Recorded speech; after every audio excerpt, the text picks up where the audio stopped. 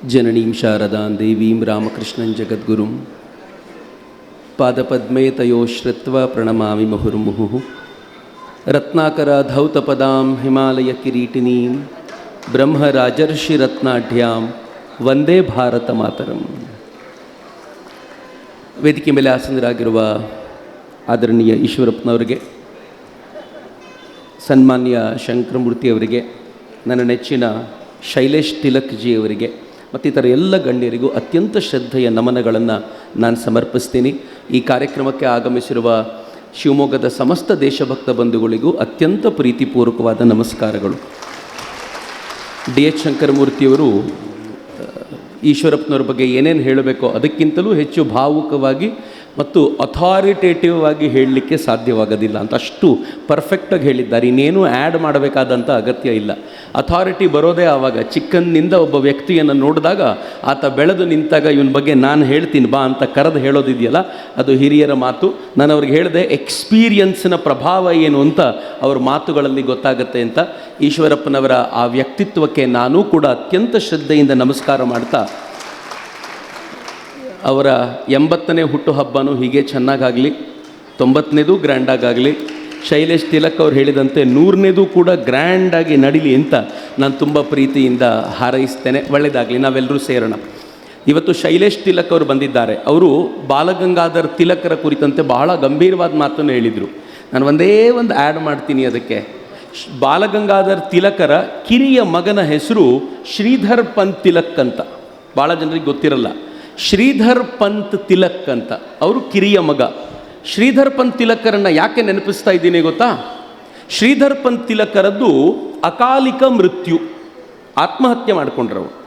ಆತ್ಮಹತ್ಯೆ ಮಾಡ್ಕೊಂಡಿದ್ದು ಯಾಕೆ ಅಂತಂದರೆ, ಬ್ರಾಹ್ಮಣ ಸಮುದಾಯದಲ್ಲಿ ಹುಟ್ಟಿದ್ರೂ ಕೂಡ ಅತ್ಯಂತ ಕ್ರಾಂತಿಕಾರಿಯಾಗಿ ತಳಮಟ್ಟದ ಸಮುದಾಯದ ಜನರನ್ನು ತನ್ನ ಮನೆಗೆ, ತನ್ನ ಕಚೇರಿಗೆ, ಸ್ವತಃ ಬಾಬಾ ಸಾಹೇಬರನ್ನು ಪದೇ ಪದೇ ಕೇಸರಿ ಕಚೇರಿಗೆ ಆಹ್ವಾನಿಸಿ ಕಾರ್ಯಕ್ರಮ ಮಾಡಿಸ್ತಾ ಇದ್ದವರು ಶ್ರೀಧರ್ ಪಂತ್ ತಿಲಕರು. ಅದ್ಭುತವಾದ ವ್ಯಕ್ತಿ.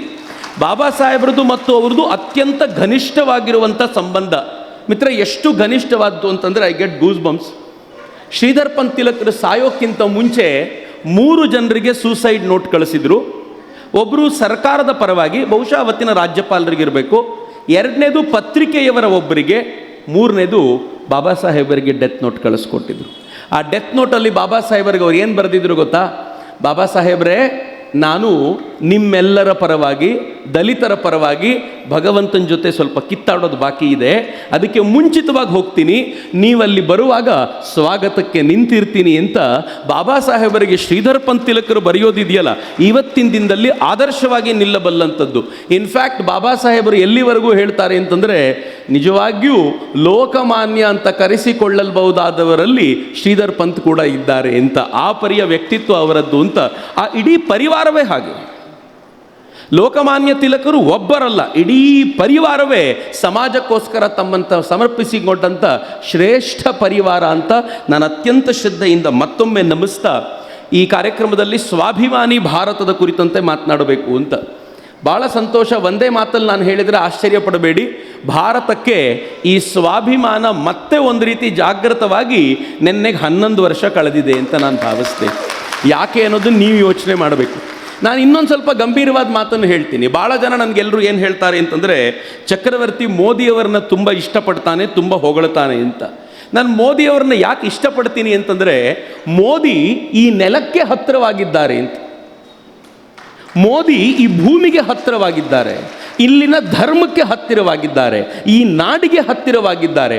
ಈ ನಾಡಿನ ಕೇಂದ್ರ ಯಾವುದು ಅಂತ ನೀವೇನನ್ನು ಗುರುತಿಸ್ತೀರೋ, ಭಾರತದ ಕೇಂದ್ರ ಇದು ಅಂತ ಹೇಳಿ ಅದು ಮೋದಿಯಲ್ಲಿದೆ. ಭಾರತದ ಕೇಂದ್ರ ಸ್ತ್ರೀಯರನ್ನು ಗೌರವಿಸೋದು. ಮೋದಿಯವರು ನೋಡಿದ್ದೀರಾ? ಯಾರಾದರೂ ಹೆಣ್ಮಕ್ಕಳು ಬಂದರೆ ಹೇಗೆ ಗೌರವಿಸ್ತಾರೆ? ತಲೆ ಬಾಗಿಸಿ ನಮಸ್ಕಾರ ಮಾಡ್ತಾರೆ. ವಾ, ಯಾರೋ ನಮ್ಮವರೇ ಅಪ್ಪ ಇವರು ಅಂತ ಅನ್ನಿಸುವಷ್ಟರ ಮಟ್ಟಿಗೆ ಭಾರತದ ಗೌರವದ ಕೇಂದ್ರ ಇರೋದು ಮಂದಿರಗಳಲ್ಲಿ ಅಂತಂದರೆ, ನೀವು ಮೋದಿಯವರನ್ನು ಮಂದಿರಕ್ಕೆ ಹೋದಾಗ ನೋಡಬೇಕು. ಯಾವತ್ತಾದರೂ ಪಂಚೆ ಜಾರೋ ಥರ ಕಟ್ಕೊಂಡಿದ್ದು ನೋಡಲೇ ಇಲ್ಲ ನಾನು. ಯಾರು ಕಟ್ಕೊಂಡಿದ್ರು ಅಂತ ನಿಮ್ಗೆ ಗೊತ್ತಾಗಿರುತ್ತೆ ನಾನು ಹೇಳುವಾಗ. ಯಾವತ್ತಾದರೂ ಮೋದಿ ಅನಿವಾರ್ಯವಾಗಿ ಎಕ್ಸ್ಟ್ರಾ ವಿಭೂತಿ ಬಳಕೊಂಡಿರೋದನ್ನು ನಾನು ನೋಡಲೇ ಇಲ್ಲ. ಮೋದಿ ಯಾವತ್ತಾದರೂ ದೇವಸ್ಥಾನಕ್ಕೆ ಹೋದರೆ ದೇವಸ್ಥಾನದ ಗರ್ಭಗುಡಿಯಲ್ಲಿ ನಿಂತು ಆರತಿ ಮಾಡಬೇಕಾದ್ರೆ ನಮ್ಮ ಮನೆಯಲ್ಲಿ ನಮ್ಮ ತಾತ ಆರತಿ ಮಾಡ್ತಿರುವಾಗ ಹಿಂಗೆ ಇರ್ತಿತ್ತು ನೋಡೋ ಅಂತ ಅನ್ನಿಸುವಷ್ಟರ ಮಟ್ಟಿಗೆ ಮೋದಿ ಕನೆಕ್ಟ್ ಆಗ್ತಾರೆ ಅಂತ. ಮಿತ್ರ, ಕಳೆದ 11 ವರ್ಷಗಳಿಂದ ಭಾರತದ ಈ ಅಂತಃಶಕ್ತಿಯ ಪುನರ್ಜಾಗೃತಿ ಏನಾಗ್ತಿದೆಯಲ್ಲ, ಅದ್ಭುತವಾದ್ದು. ಪ್ರತಿಯೊಂದು ರಾಷ್ಟ್ರಕ್ಕೂ ಒಂದು ಕೇಂದ್ರ ಅಂತ ಒಂದಿದೆ. ನೀವು ಅಮೇರಿಕನ್ ನೋಡಿ, ನಿಮಗೊಂದು ಮಾತನ್ನು ಹೇಳಿ ಕತ್ತು ಕೊಯ್ಯೋದು ಅಮೇರಿಕಾದ ಕೇಂದ್ರ. ಇವತ್ತಿನಿಂದ ಅಲ್ಲ, ಫಸ್ಟ್ ವರ್ಲ್ಡ್ ವಾರ್ ಅಮೇರಿಕ ಹಾಗೆ ಮಾಡ್ತು, ಸೆಕೆಂಡ್ ವರ್ಲ್ಡ್ ವಾರ್ ಅಮೇರಿಕ ಹಾಗೆ ಮಾಡ್ತು. ಭಾರತ ಪಾಕಿಸ್ತಾನದಲ್ಲಿ ಆಪರೇಷನ್ ಸಿಂಧೂರ್ ಅಮೇರಿಕ ನಂಬಿಸಿ ಕತ್ತು ಕೊಯ್ದಿತ್ತೆ. ಅದರ ಆತ್ಮ.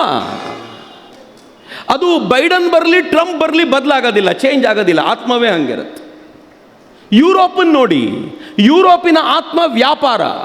ಅವರು ಯಾವ ಕಾಲದಲ್ಲಿ ಹುಟ್ಟಿದ್ರೋ ಅವತ್ತಿನಿಂದ ಇವತ್ತಿನವರೆಗೆ ಜಗತ್ತಿನಾದ್ಯಂತ ವ್ಯಾಪಾರ ಮಾಡಬೇಕು, ತಾವು ದುಡ್ಡು ಗಳಿಸಬೇಕು, ಬೇರೆಯವ್ರ ನಾಶ ಮಾಡಿದ್ರೂ ಚಿಂತೆ ಇಲ್ಲ ಅಂತ ಬದುಕಿದ್ದು ಯುರೋಪ್. ಆದರೆ ಭಾರತ ಅನ್ನೋದೊಂದಿದೆಯಲ್ಲ, ಈ ರಾಷ್ಟ್ರದ ಆತ್ಮ ಯಾವುದು ಗೊತ್ತೇನು? ನಾನೊಬ್ಬನೇ ಚೆನ್ನಾಗಿ ಬದುಕಿದ್ರೆ ಆಗಲಿಲ್ಲ, ಜಗತ್ತಿನಲ್ಲಿ ಎಲ್ಲರೂ ಚೆನ್ನಾಗಿ ಬದುಕಬೇಕು ಅಂತ ಭಾವಿಸುವಂಥದ್ದು ಭಾರತದ ಆತ್ಮ. ಮಿತ್ರ, ಇದು ನಾನು ನೀವು ಇರೋ ಕಾಲಘಟ್ಟದಲ್ಲ. ಈ ದೇಶದ ಋಷಿಗಳು ಬದುಕಿದ್ದಾಗ ಹೇಳಿದ್ರು, ಸರ್ವೇ ಭವಂತು ಸುಖಿನಃ, ಸರ್ವೇ ಸಂತು ನಿರಾಮಯಾಃ, ಸರ್ವೇ ಭದ್ರಾಣಿ ಪಶ್ಯಂತು, ಮಾ ಕಶ್ಚಿತ್ ದುಃಖ ಭಾಗ್ ಭವೇತ್. ಆತ್ಮವಸ್ತು ಯಾರು? ಮನುಷ್ಯ ಮಾತ್ರ ಅಲ್ಲ, ಸಕಲ ಚರಾಚರಗಳು, ಚರ ಮತ್ತು ಅಚರ, ಯಾವುದು ನಡೀತಾವೋ ಓಡಾಡ್ತವೋ ಅದಷ್ಟೇ ಅಲ್ಲದೆ ಯಾವುದು ಎಂದಿಗೂ ಒಂದಿಂಚು ಚಲಿಸೋದಿಲ್ವೋ ಅದು ಕೂಡ ಪರಮಾತ್ಮ ಸ್ವರೂಪ. ಹೀಗಾಗಿ ಕಲ್ಲಿನಲ್ಲೂ ಭಗವಂತ ಇದ್ದಾನೆ, ಮಣ್ಣಿನಲ್ಲೂ ಭಗವಂತ ಇದ್ದಾನೆ, ವೃಕ್ಷದಲ್ಲೂ ಭಗವಂತ ಇದ್ದಾನೆ, ನೀವು ಕಾಣುವೆಡೆ ಎಲ್ಲೆಲ್ಲೂ ಭಗವಂತನಿದ್ದಾನೆ ಅಂತ ಭಾರತ ಹೇಳಲಿಕ್ಕೆ ಸಾಧ್ಯವಾಗಿದ್ದು ಈ ಕಾರಣಕ್ಕೆ. ಇದು ಭಾರತದ ಆತ್ಮ. ಹೀಗಾಗಿ ಭಾರತ ತನ್ನನ್ನು ತಾನು ಬೆಳೆಸ್ಕೊಂಡಿದ್ದ ರೂಪವೇ ಬೇರೆ. ಆದರೆ ಆಕ್ರಮಣಕಾರಿಗಳು ಯಾವಾಗ ಭಾರತಕ್ಕೆ ಬಂದರೂ ಆಗ ಭಾರತಕ್ಕೆ ಅನ್ನಿಸ್ತು ಬರೀ ಇಷ್ಟೇ ಸಾಕಾಗೋದಿಲ್ಲ, ನಮ್ಮ ಈ ಸತ್ವವನ್ನು ರಕ್ಷಿಸ್ಕೊಳ್ಳಿಕ್ಕೆ ಆಕ್ರಮಣಕಾರರಾಗಿ ಬಂದಿರುವಂಥವ್ರಿಗೆ ಬಡಿಯುವಂಥ ಕೆಲಸನೂ ಆಗಬೇಕು ಅಂತ ಈ ದೇಶ ತನ್ನನ್ನು ತಾನು ಹೊಸದಾಗಿ ರೂಪಿಸ್ಕೊಳ್ತಲ್ಲ. ಆಗ ಚಾಣಕ್ಯ ಬಂದರು. ಚಾಣಕ್ಯನಿಗೆ ಎದುರಾಗಿ ಒಬ್ಬ ಚಂದ್ರಗುಪ್ತ ಮೌರ್ಯ ಸಿಕ್ಕಿದ. ಒಂದು ದೊಡ್ಡ ಮೌರ್ಯ ವಂಶ ಸ್ಥಾಪನೆಗೊಳ್ತು. ಆದರೆ ಮೌರ್ಯ ವಂಶದ ದುರದೃಷ್ಟ ಏನಾಯಿತು ಗೊತ್ತಾ? ಮೌರ್ಯ ವಂಶದ ಕೊನೆಯಲ್ಲಿ, ಹೆಚ್ಚು ಕಡಿಮೆ ಕೊನೆಯಲ್ಲಿ ಅಶೋಕ ಬಂದ. ಅಶೋಕ ಬುದ್ಧನ ಚಿಂತನೆಗಳನ್ನು ಸರಿಯಾಗಿ ಅರ್ಥೈಸಿಕೊಳ್ಳದೆ ಅಪ್ಲೈ ಮಾಡಿದ. ಬಲು ದೊಡ್ಡ ದೇಶವನ್ನು ಆಳಿದ ನಿಜ, ಆದರೆ ಅಶೋಕನ ನಂತರ ಸಮರ್ಥ ಭಾರತ ಉಳಿಲೇ ಇಲ್ಲ. ಅದಾದ ನಂತರ ಶ್ರೇಷ್ಠ ಭಾರತವನ್ನು ಕಟ್ಟಿದ್ದು ಗುಪ್ತರ ಕಾಲದಲ್ಲಿ. ಸಮುದ್ರಗುಪ್ತ ಹೆಂಗಿದ್ದ ಗೊತ್ತಾ? ಜಗತ್ತಿನ ಮೂಲೆ ಮೂಲೆಯನ್ನು ಜಯಿಸುವಂಥ ಇಚ್ಛೆಯನ್ನು ಹೊಂದಿದ್ದ, ಇಡೀ ಭಾರತವನ್ನು ಅಖಂಡಗೊಳಿಸಿದ, ಇಡೀ ಭಾರತವನ್ನು ವಿಸ್ತಾರಗೊಳಿಸಿದ. ಆದರೆ ಮಿತ್ರರೇ, ಗೊತ್ತಿರಲಿ, ಜಗತ್ತಿನ ಅನೇಕ ಕಡೆಗಳಲ್ಲಿ ಯಾವತ್ತು ಯುದ್ಧ ನಡೆದು ಬೇರೆಯವ್ರನ್ನ ಏರಿ ಹೋಗಬೇಕು ಅಂತ ಭಾವಿಸ್ತಾರೋ ಆಗ ಅವ್ರ ದೇಶ ಬರ್ಬಾದಾಗತ್ತೆ. ಪಕ್ಕದ ಪಾಕಿಸ್ತಾನ ನೋಡಿ, ನಾವು ಸ್ವಾತಂತ್ರ್ಯ ಬಂದು 75 ವರ್ಷ ಕಳಿತು. ಚಂದ್ರನ ಮೇಲೆ ವ್ಯೋಮನೌಕೆಯನ್ನು ಕಳಿಸಿ ಚಂದ್ರನ ದಕ್ಷಿಣ ಭಾಗಕ್ಕೆ ವ್ಯೋಮನೌಕೆಯನ್ನು ಇಳಿಸಿದ ಜಗತ್ತಿನ ಮೊದಲ ದೇಶವಾಗಿದ್ದೀವಿ. ಆದರೆ ಸ್ವಾತಂತ್ರ್ಯ ಬಂದು ಪಾಕಿಸ್ತಾನಕ್ಕೆ 75 ವರ್ಷ ಆಯಿತು. ಚಂದ್ರನಿಗೆ ಹೋಗೋದಿರಲಿ, ಇನ್ನು ಕಾಶ್ಮೀರಕ್ಕೆ ಬರೋದ್ರಲ್ಲೇ ಹೆಣಗಾಡ್ತಾ ಇದ್ದಾರೆ. ಪರಿಸ್ಥಿತಿ ನೋಡಿ ಅವರು. ನಾವು ಚಂದ್ರನ ಮೇಲೆ ಕಾಲಿಟ್ಟಾಯ್ತು, ಅವ್ರಿನ್ನೂ ಪಾಕಿಸ್ತಾನಕ್ಕೆ ಕಾಲಿಡ್ಲಿಕ್ಕಾಗಲಿಲ್ಲ. ಒಂದು ದೇಶ ಯುದ್ಧ ಅಂತ ಸಿಕ್ಕಾಕೊಂಡಾಗ ಹಿಂಗಾಗತ್ತೆ. ಆದರೆ ಭಾರತ ಗುಪ್ತರ ಕಾಲದಲ್ಲಿ ಹೆಂಗಿತ್ತು ಗೊತ್ತಾ? ಅತ್ಯಂತ ಶ್ರೇಷ್ಠ ಕವಿಗಳು ಗುಪ್ತರ ಕಾಲದವರು, ಅತ್ಯಂತ ಶ್ರೇಷ್ಠ ಸಾಹಿತ್ಯ ಗುಪ್ತರ ಕಾಲದ್ದು, ಅತ್ಯಂತ ಶ್ರೇಷ್ಠ ವಿಜ್ಞಾನ ಗುಪ್ತರ ಕಾಲದ್ದು, ಅತ್ಯಂತ ಶ್ರೇಷ್ಠ ನೃತ್ಯ ಕಲೆ ಗುಪ್ತರ ಕಾಲದ್ದು. ಈ ದೇಶ ಅಂಥ ವೈಭವವನ್ನು ಕಾಣ್ತು. ಆದರೆ ದುರದೃಷ್ಟ ಮತ್ತೆ ಕೆಳಗೆ ಬಿತ್ತು. ಯಾಕೆ ಕೆಳಗೆ ಬಿತ್ತು ಅಂತಂದರೆ, ಬರ್ಬರವಾದ ಮುಸಲ್ಮಾನರ ಆಕ್ರಮಣ ನಡೀತಲ್ಲ, ಹಾಗೆ ಕೆಳಗೆ ಬಿದ್ದ ದೇಶವನ್ನು ಎತ್ತಲಿಕ್ಕೆ ಅಂತ ಒಬ್ಬ ವಿದ್ಯಾರಣ್ಯರು ಬಂದರು, ಹಕ್ಕಬುಕ್ಕರನ್ನು ಮುಂದೆ ನಿಂತ್ಕೊಂಡ್ರು.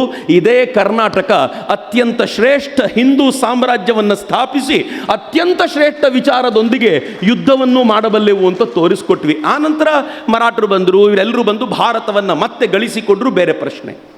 ಆದರೆ ಪ್ರಶ್ನೆ ಇರೋದು ಎಲ್ಲಿ ಅಂತಂದರೆ, ಸ್ವಾತಂತ್ರ್ಯ ಬಂದ ನಂತರ ಏನು ಮಾಡಿದ್ವಿ? ಈ ದೇಶದ ಮೊದಲ ಪ್ರಧಾನಿ, ಈ ದೇಶದ ದುರದೃಷ್ಟ.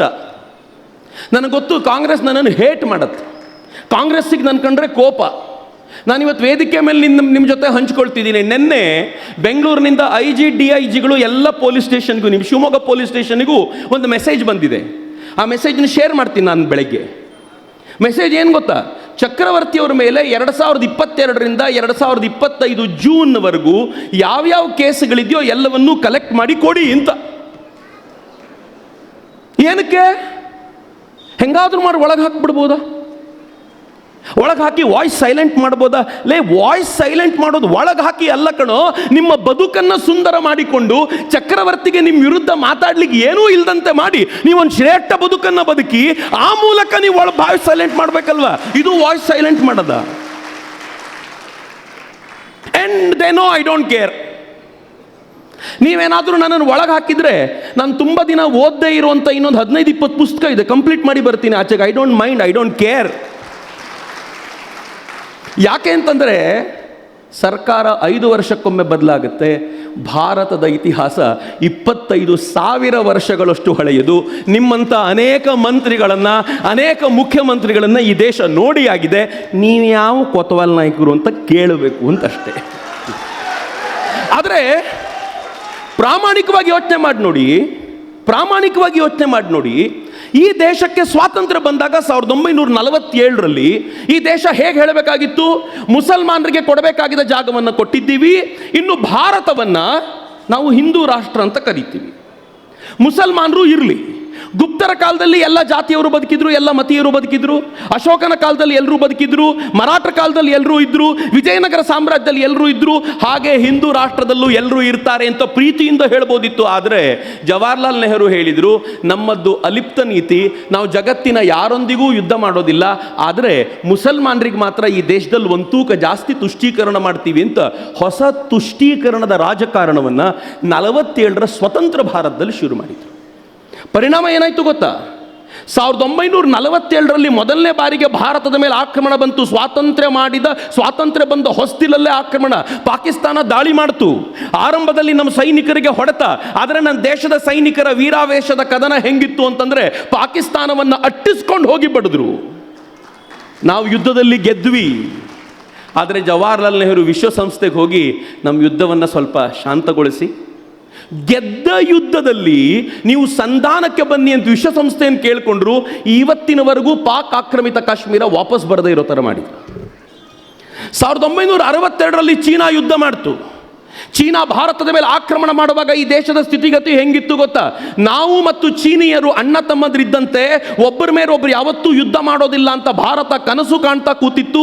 ಈ ದೇಶದ ಸೈನ್ಯದ ಶಸ್ತ್ರಗಳನ್ನು ತಯಾರು ಮಾಡಬೇಕಾಗಿರುವಂಥ ಜಾಗಗಳನ್ನು ನಾವೆಲ್ಲವನ್ನೂ ಕೂಡ ಜೇಡರ ಬಲೆ ನೇಯುವಂತೆ ಮಾಡಿದ್ವಿ. ಏನೂ ಉಪಯೋಗಕ್ಕೆ ಇರಲಿಲ್ಲ. ಚೀನಾ ನಮ್ಮ ಮೇಲೆ ದಾಳಿ ಮಾಡಿದಾಗ ಈ ದೇಶದ ಪ್ರಧಾನಿ ಕಣ್ಣೀರಿಟ್ಟರು. ಯಾಕೆಂದರೆ ಗೆಲ್ಲುವ ಯಾವ ಸ್ಥಿತಿಯೂ ಇರಲಿಲ್ಲ. ನನಗೆ ಪ್ರತಿ ಬಾರಿ ನಿಂತ್ಕೊಂಡು ಹೇಳಬೇಕಾದಾಗ ತುಂಬ ದುಃಖದಿಂದ ಹೇಳೋದು ಏನು ಗೊತ್ತೇನು? ನಾನು 1962ರ ಯುದ್ಧದಲ್ಲಿ ನಾವು ಸೋತು ಹೋದ್ವಿ ಅಂತ ನೊಂದುಕೊಂಡು ಹೇಳ್ತೀನಿ. ನಾನು 1965ರಲ್ಲಿ ಪಾಕಿಸ್ತಾನ ಮತ್ತೊಮ್ಮೆ ಯುದ್ಧ ಮಾಡ್ತು. ಈ ಬಾರಿ ಲಾಲ್ ಬಹದ್ದೂರ್ ಶಾಸ್ತ್ರಿ ಇದ್ರು. ಲಾಲ್ ಬಹದ್ದೂರ್ ಶಾಸ್ತ್ರಿಯ ಮಾತಿಗೆ ಈ ದೇಶದ ಸೈನಿಕ ಎದ್ದು ನಿಂತ ಪಾಕಿಸ್ತಾನವನ್ನು ಅಟ್ಟಿಸ್ಕೊಂಡು ಹೋದ. ಬಟ್ ಮತ್ತೆ ನಾವು ಮೇಜಿನ ಮೇಲೆ ಸೋತು ಹೋದ್ವಿ. 1971ರಲ್ಲಿ ಭಾರತದ ಸೈನಿಕರು 93,000 ಪಾಕಿಸ್ತಾನಿ ಸೈನಿಕರನ್ನ ತಮ್ಮ ವಶಕ್ಕೆ ತೆಗೆದುಕೊಂಡರು. 93,000 ಸೈನಿಕರನ್ನ, ಒಂದು ದೇಶದವರನ್ನ ಪ್ರಿಸನರ್ ಆಫ್ ವಾರ್ ಆಗಿ ತೆಗೆದುಕೊಂಡಿರುವ ಜಗತ್ತಿನ ಏಕೈಕ ರಾಷ್ಟ್ರ ಇದುವರೆಗೂ ಭೂಮಂಡಲದ ಮೇಲೆ ಯಾವುದಾದ್ರೂ ಇದ್ರೆ ಅದು ಭಾರತ ಮಾತ್ರ.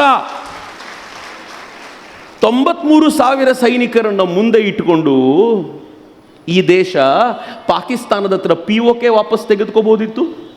ಪಾಕಿಸ್ತಾನದ ಹತ್ರ ಲಾಹೋರ್ವರೆಗೂ ನಮಗೆ ಬೇಕು ಅಂತ ಕೇಳ್ಬೋದಿತ್ತು. ಪಾಕಿಸ್ತಾನದ ಹತ್ರ ನಾವು ಬೇಕಾಗಿರೋದನ್ನೆಲ್ಲ ಮಾಡಿಸ್ಕೊಳ್ಬೋದಿತ್ತು. 93,000 ಸೈನಿಕರಿದ್ದಾರಲ್ಲ.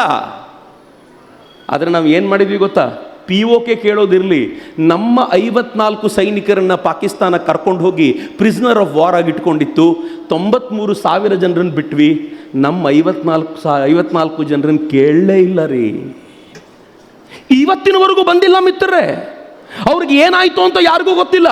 93,000 ಭಾರತೀಯ ಪಾಕಿಸ್ತಾನಿ ಸೈನಿಕರನ್ನ ಭಾರತ ಬಿಡ್ತು. 54 ಸೈನಿಕರನ್ನ ವಾಪಸ್ ತಗೊಂಡು ಬರಲಿಕ್ಕಾಗಲಿಲ್ಲ. 99ರಲ್ಲಿ ಯುದ್ಧ ಆಯಿತು ಕಾರ್ಗಿಲ್ನಲ್ಲಿ. ಅಮೇರಿಕ ಮಧ್ಯ ಬಂದು ನಾವು ಸೀಸ್ ಫೈರ್ ಮಾಡ್ಕೊಳ್ಳೋಂಗೆ ಮಾಡ್ತು, ಒತ್ತಡ ಹಾಕ್ತು. ನಾವು ರೆಡಿ ಇದ್ವಿ ಆ ಟೈಮ್ನಲ್ಲಿ. ಪಾಕಿಸ್ತಾನವನ್ನು ಅನಿವಾರ್ಯವಾಗಿ ಬಿಟ್ವಿ. ಆದರೆ ಅದಾದಮೇಲೆ ಭಾರತ ಸ್ವಲ್ಪ ಬದಲಾಯಿತು. ನಂಗೆ ಭಾಳ ಹೆಮ್ಮೆ ಆ ಕಾರಣಕ್ಕೋಸ್ಕರ. ಮೊದಲನೇ ಬಾರಿಗೆ ಪಾಕಿಸ್ತಾನ ಭಾರತದ ಊರಿಗೆ ಒಳಗೆ ನುಗ್ಗಿದಾಗ ಈ ದೇಶ ಹೇಳ್ತು ತಂಟೆ ಮಾಡಬಾರದಾಗಿತ್ತು, ಮಾಡಿಬಿಟ್ಟಿದ್ದೀರಾ, ರಿಯಾಕ್ಟ್ ಮಾಡಬೇಕಾಗಿರೋದು ನಮ್ಮ ಧರ್ಮ ಅಂತ ಮೊದಲನೇ ಬಾರಿಗೆ ಪಾಕಿಸ್ತಾನದ ಒಳಗೆ ನುಗ್ಗಿ ಸರ್ಜಿಕಲ್ ಸ್ಟ್ರೈಕ್ ಮಾಡಿ 44 ಜನರನ್ನು ಉಡಾಯಿಸಿ ಬಂದಿದ್ದಷ್ಟೇ ಅಲ್ಲ, ಜಗತ್ತಿನ ಮೀಡಿಯಾದನ್ನು ಕೂರಿಸ್ಕೊಂಡು ನಿನ್ನೆ ರಾತ್ರಿ 12 ಗಂಟೆಗೆ ಒಳಗೋಗಿದ್ವಿ, ಬೆಳಗಿನ ಜಾವ 4 ಗಂಟೆ ಅಷ್ಟರಿಗೆ 40 ಜನರನ್ನು ಉಡಾಯಿಸಿ ಬಂದಿದ್ದೀವಿ, ನಮಗೆ ಏನು ಮಾಡಿದ್ದಾರೋ ಅದಕ್ಕೆ ರಿವೆಂಜ್ ತಗೊಂಡಿದ್ದೀವಿ, ಇನ್ನು ಮುಂದೆ ತಂಟೆಗೆ ಬಂದರೆ ಹುಷಾರು ಅಂತ ಎಚ್ಚರಿಕೆ ಕೊಡುವ ಮಟ್ಟಿಗೆ ಮೊದಲನೇ ಬಾರಿಗೆ ಭಾರತ ನಿಂತ್ಕೊಳ್ತಲ್ಲ, ತನ್ನ ಒರಿಜಿನಲ್ ಸತ್ವಕ್ಕೆ ಮರಳಿತ್ತು. ನಾನು ಒಳಿತನ್ನು ಬಯಸ್ತೀನಿ ನಿಜ, ಆದರೆ ನನಗೆ ಯಾರಾದರೂ ಕೆಟ್ಟದ್ದನ್ನು ಬಯಸಿದ್ರೆ ಸುಮ್ಮನಿರೋದಿಲ್ಲ ಅಂತ ಪಾಕಿಸ್ತಾನ ಸುಮ್ಮನಾಯಿತು, ಏನೂ ಮಾಡಲಿಲ್ಲ. ಆದರೆ ನಾವು ಅಲ್ಲಿಗೆ ಸುಮ್ಮನಾಗಿರಲಿಲ್ಲ, ಎಚ್ಚರಿಕೆ ಇಟ್ಕೊಂಡಿದ್ವಿ.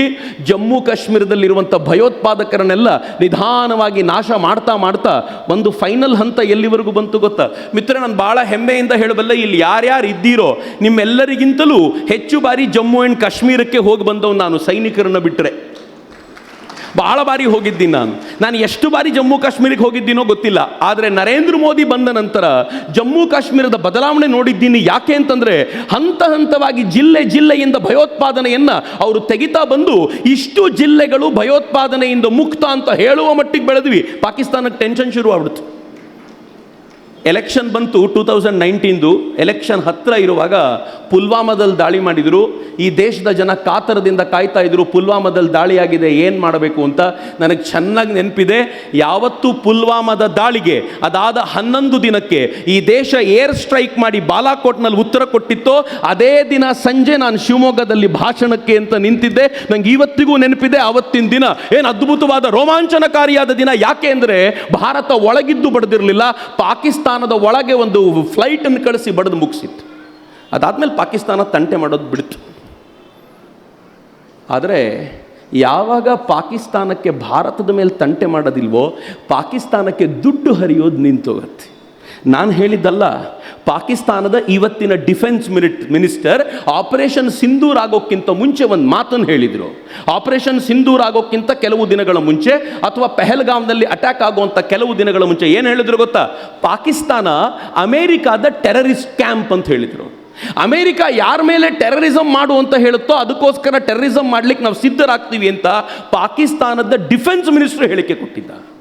ಪಾಕಿಸ್ತಾನಕ್ಕೆ ಪರಿಸ್ಥಿತಿ ಏನಾಗಿತ್ತು ಈಗ ಅಂತಂದರೆ, ಜಮ್ಮು ಕಾಶ್ಮೀರದಿಂದ ಆರ್ಟಿಕಲ್ 370 ಹೋಗಿತ್ತು, ಜಮ್ಮು ಕಾಶ್ಮೀರ ಕೇಂದ್ರಾಡಳಿತವಾಗೋಗಿತ್ತು, ಜಮ್ಮು ಕಾಶ್ಮೀರದಲ್ಲಿ ಕಲ್ಲೆಸೆಯೋರು ಇರಲಿಲ್ಲ, ಜಮ್ಮು ಕಾಶ್ಮೀರದಲ್ಲಿ ಇಡೀ ದೇಶದ ಜನ ಹಾಯಾಗಿ ತಿರುಗಾಡಿಕೊಂಡು ಅದು ದೇಶದ ಒಂದು ಅಂಗ ಅಂತ ಪ್ರೂವ್ ಆಗ್ತಿದೆ. ಹೀಗಾಗಿ ಜಮ್ಮು ಕಾಶ್ಮೀರದಲ್ಲಿ ಏನು ನಡೀತಾ ಇಲ್ಲ ಅಂತ ಗೊತ್ತಾದ ಮೇಲೆ ಇನ್ನಿಡೀ ಭಾರತದಲ್ಲಿ ತಂದೇನೂ ನಡೆಯೋದಿಲ್ಲ ಅಂತ ಪಾಕಿಸ್ತಾನಕ್ಕೂ ಅರ್ಥ ಆಯಿತು.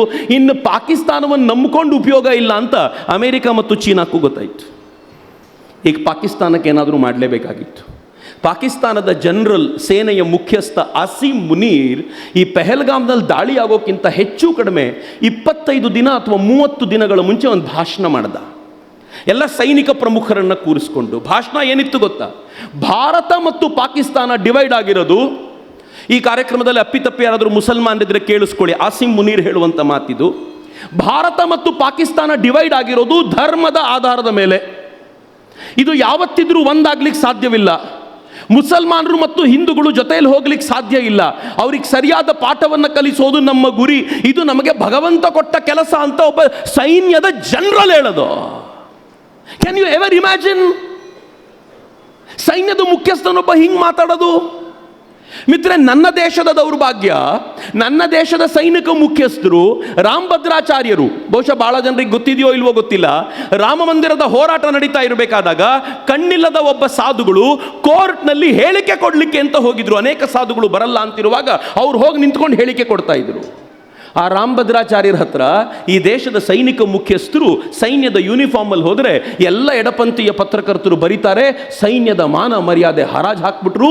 ಯೂನಿಫಾರ್ಮಲ್ಲಿ ಒಬ್ಬ ಸಂತನ ಬಳಿಗೆ ಹೋದರು. ಅಬಾಬಾಬಾಬಾಬಾ, ಆಸಿಮ್ ಮುನೀರ್ ಸೈನಿಕರ ನಡುವೆ ನಿಂತ್ಕೊಂಡು ಹಿಂದೂ ಮುಸ್ಲಿಂ ಭಡಕಾಯಿಸುವಂಥ ಮಾತುಗಳನ್ನು ಆಡ್ತಾ ಇದ್ದರೆ ಈ ದೇಶದ ಒಬ್ಬ ಸೈನಿಕ ಮುಖ್ಯಸ್ಥ ರಾಮಭದ್ರಾಚಾರ್ಯರ ಹತ್ರ ಹೋಗಬಾರ್ದು? ಮಿತ್ರರೆ, ಕೊಡಬೇಕಾದ ಸಂದೇಶ ಕೊಟ್ಟಾಗಿತ್ತು. ಮೂಸಾ ಹಾಶ್ಮಿ ಅವನು ಪಾಕಿಸ್ತಾನದ ಸ್ಪೆಷಲ್ ಫೋರ್ಸ್ನವನು, ಅವನು ಮತ್ತು ಪಾಕಿಸ್ತಾನದ ಮತ್ತೊಬ್ಬ ನಾಗರಿಕ ಅವರು ಭಾರತದೊಳಗೆ ಏಪ್ರಿಲ್ 15ಕ್ಕೆ ನುಸುಳಿದ್ರು. ಈ ದೇಶದ ಕೆಲವು ಯೂಟ್ಯೂಬರ್ಗಳು ಎಲ್ಲೆಲ್ಲಿ ಬೇಕೋ ಅವ್ರಿಗೆ ಅಟ್ಯಾಕ್ ಮಾಡಲಿಕ್ಕೆ ಬೇಕಾಗಿರುವಂಥ ಜಾಗಗಳಿಗೆ ಹೋಗಿ ತಮ್ಮದೊಂದಷ್ಟು ಯೂಟ್ಯೂಬ್ನಲ್ಲಿ ವಿಡಿಯೋ ಮಾಡಿ ಅವ್ರಿಗೆ ತಲುಪಿಸಬೇಕಾಗಿರೋ ಜಾಗವನ್ನು ತಲುಪಿಸಿ, ಇಲ್ಲೆಲ್ಲ ಪೊಲೀಸರು ಕಡಿಮೆ ಇರ್ತಾರೆ, ಇಲ್ಲಿ ಸೈನಿಕರು ಕಡಿಮೆ ಇರ್ತಾರೆ ಅನ್ನೋ ಡೀಟೇಲ್ ಆಗಿರುವಂಥ ಡಾಟಾನ ಅವ್ರಿಗೆ ಕೊಟ್ಟರು, ಯೂಟ್ಯೂಬರ್ಗಳು ಕೊಟ್ಟರು. ಆ ಯೂಟ್ಯೂಬರ್ಗಳ ಡಾಟಾ ತೆಗೆದುಕೊಂಡು ಅವರು ವ್ಯವಸ್ಥಿತವಾಗಿ ಏಪ್ರಿಲ್ 15ಕ್ಕೆ ಒಳಗೆ ಬಂದವರು ಯಾವ ಜಾಗದಲ್ಲಿ ಅಟ್ಯಾಕ್ ಮಾಡಬೇಕು ಅದನ್ನು ರೆಕಿ ಮಾಡಿದರು. ರೆಕಿ ಮಾಡಿ ಏಪ್ರಿಲ್ 22ನೇ ತಾರೀಕು ಅಲ್ಲಿಗೆ ಯಾರದ್ದು ಪ್ರೊಟೆಕ್ಷನ್ ತುಂಬ ಇಲ್ಲ, ಯಾಕೆಂದರೆ ಕಾಶ್ಮೀರ ಶಾಂತವಾಗಿದೆ ಅನ್ನೋ ಭಾವನೆಯಿಂದ ತುಂಬ ಪ್ರೊಟೆಕ್ಷನ್ ಇಲ್ಲದೆ ಇರುವ ಆ ಜಾಗವನ್ನು ಗುರುತಿಸಿಕೊಂಡ್ರು. ಒಳಗಿದ್ದವ್ರನ್ನೆಲ್ಲ ಬಂದು ಸಂಜೆ ಆಟ ಆಡ್ತಾ ಇರುವಾಗ ಮಧ್ಯಾಹ್ನದ ವೇಳೆಗೆ ಅವರನ್ನು ಕರೆದು ಗುಂಡಿಟ್ಟರು. ಗುಂಡಿಡುವಾಗ ಅತ್ಯಂತ ಹೇಯವಾದ ಕೃತ್ಯ ಮಾಡಿದರು. ಏನು ಮಾಡಿದರು ಅಂದರೆ, ಪ್ಯಾಂಟ್ ಬಿಚ್ಚಿ ಖತ್ನ ಆಗಿದೆಯಾ ಅಂತ ನೋಡಿ ಇವನು ಮುಸ್ಲಿಂ ಹೌದೋ ಅಲ್ವೋ ಅಂತ ಗುರುತಿಸಿಕೊಂಡು ಹಿಂದೂ ಆಗಿದ್ದರೆ ಕೊಂದು ಹೋಗುವಂಥ ಪ್ರಯತ್ನವನ್ನು ಅವ್ರು ಮಾಡಿದರು. ಇಡೀ ಆಪರೇಷನ್ ಸಿಂಧೂರಿಗೆ ರೀಸನ್ ಯಾರು ಗೊತ್ತಾ? ಶಿವಮೊಗ್ಗದ ಮಂಜುನಾಥ್ ಅವರ ಪತ್ನಿ. ನಾನು ಅವ್ರಿಗೆ ಮನೆಗೆ ಹೋದಾಗ ಹೇಳಿದೆ, ಯಾಕೆ ರೀಸನ್ ಅಂತ ನಾನು ಹೇಳ್ತೀನಿ.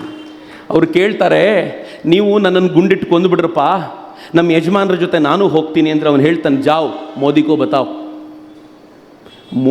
ಬತಾವ್ ಅಂತ ಹೇಳಿದ್ದಿತ್ತಲ್ಲ, ಅದು ಹೆಂಗೆ ಸುದ್ದಿ ಆಯಿತು ಅಂತಂದರೆ ಅವ್ರು ಹೇಳಿದ್ದು ಅದಕ್ಕೋಸ್ಕರವೇ, ಮೋದಿ ಏನಾದರೂ ತಪ್ಪು ಹೆಜ್ಜೆ ಇಡಲಿ ಅಂತ.